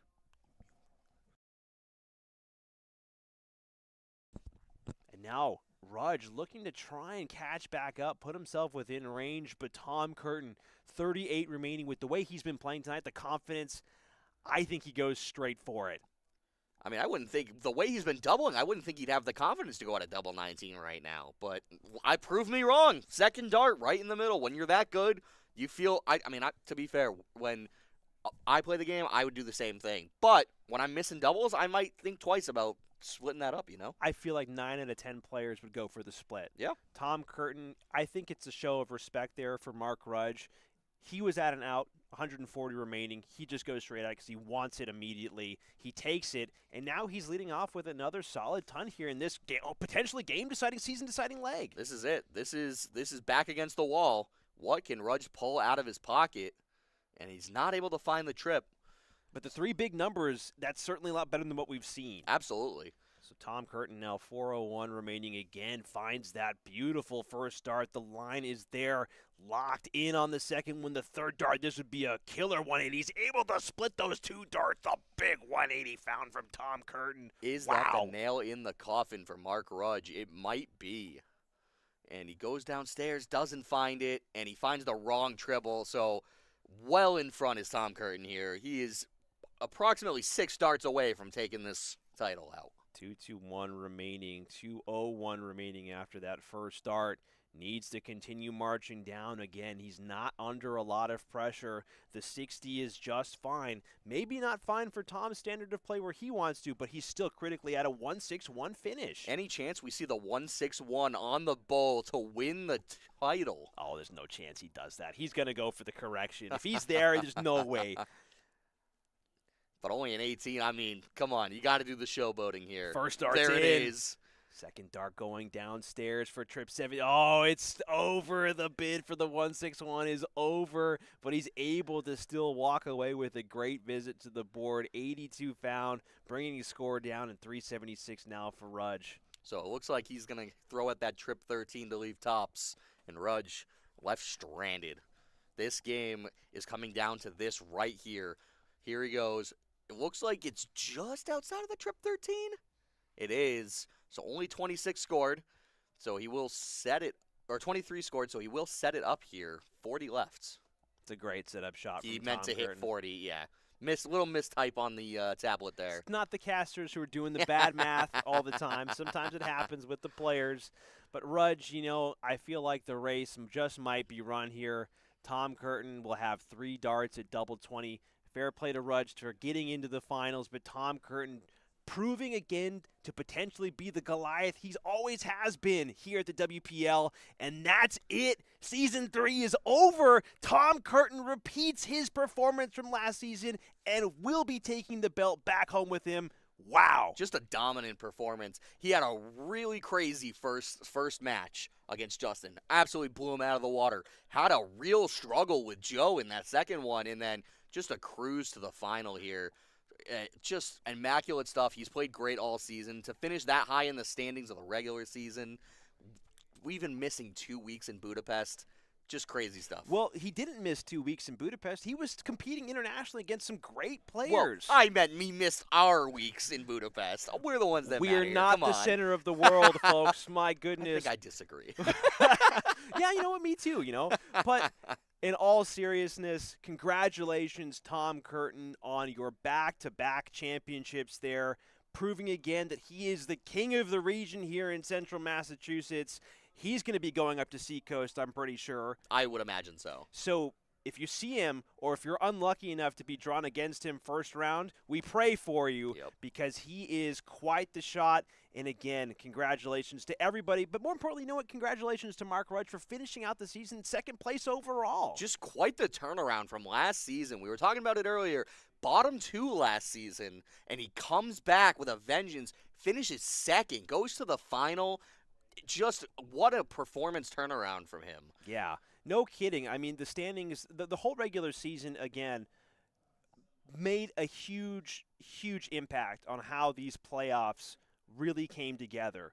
but critical games. Ron and Joe not able to figure it out. They've been challenging Tom Curtin all season. I mean, Ron actually, well, I think Ron gave Tom, I think, the most amount of pressure this season, finding him against Tom in the finals. I'm trying to remember, which is why I'm struggling here. Ron knocked him out in the first round of he sent Ron home in the first round. But I think that they've played against each other more often in the finals this season than any other player. But you know what? Joe finishing out the season with 3 wins doesn't mean anything in the playoffs. If you don't bring your game tonight, the whole season doesn't matter. Congratulations. We're seeing it here with Ron. Ron, for a number 1 seed and getting knocked out by Rudge, who put on a fantastic performance. Yeah.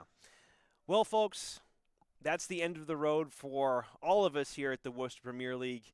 Again, it has been an absolute pleasure being able to commentate over these games, being able to bring all of this awesome darting action to all of you at home. From everybody who tunes in live, to everybody who watches the replays on YouTube, even to everybody who tunes in and watches all of the highlights on our YouTube, our Facebook page, all the shorts and stuff. It's been a lot of work this season. We are so happy to be able to bring all of this action right to you guys at home. From myself, I'm sure Nick as well, we appreciate you guys being here. We will be coming back for Season 4. So don't have to worry. There's no suspense in the offseason this time. We are confirmed to be back for Season 4. But more importantly, Nick, there is going to be a relegation event in the coming weeks here, I think by the end of January. That's the schedule, and we're going to have that on. Maybe the timing will work out, depends on how everything else going on. But 7th and 8th place, you finished, unfortunately, in 7th. Yeah. Berto finished in 8th place. There will be the opportunity for you guys to potentially defend your spots, and for 2 new faces, potentially, I'm going to say that a lot, potentially, to join the WPL, our roster of players here. So more to come.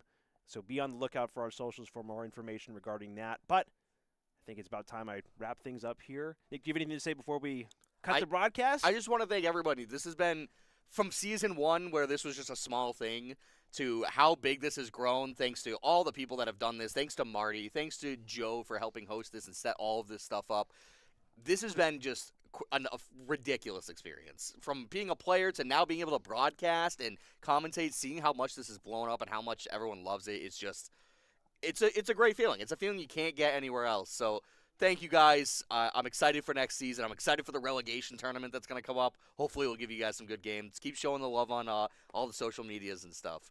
But yeah, thank you guys. Thank you, everyone. From myself, this has been an absolute pleasure. It's an absolute joy to do this with great guys like yourself. Joe doing everything with all the technical stuff with the cameras, all the wiring, all the hardware. This has been a team effort through and through. Thank you so much to our sponsors, Tee Up Tap Room, Balboni Darts, U.S. Sports and Apparel. Guys, if you have not checked them out, go to our website, go to our Facebook, even go to the description of this stream. All of their links are there. We urge you guys to go out there. They are supporting local darts here in Central Massachusetts, and they have been a huge reason why we've been able to put all of this together. So, and they're not just our sponsors. They're just great people. We know these guys from our day-to-day lives, and because they're all local people. They're good people. So go check them out. Show them support. Show them love. It's only worth it. Without running too long here, guys, we could gush forever. We're just those types of guys, But from all of us here at the Worcester Premier League, it's been a fantastic season. But now, unfortunately, it is time for us to go. So until, I guess the relegation event in a couple of weeks' time here, we will see you then. Enjoy the break. We certainly will. And we'll see you next time. Have a good night, guys.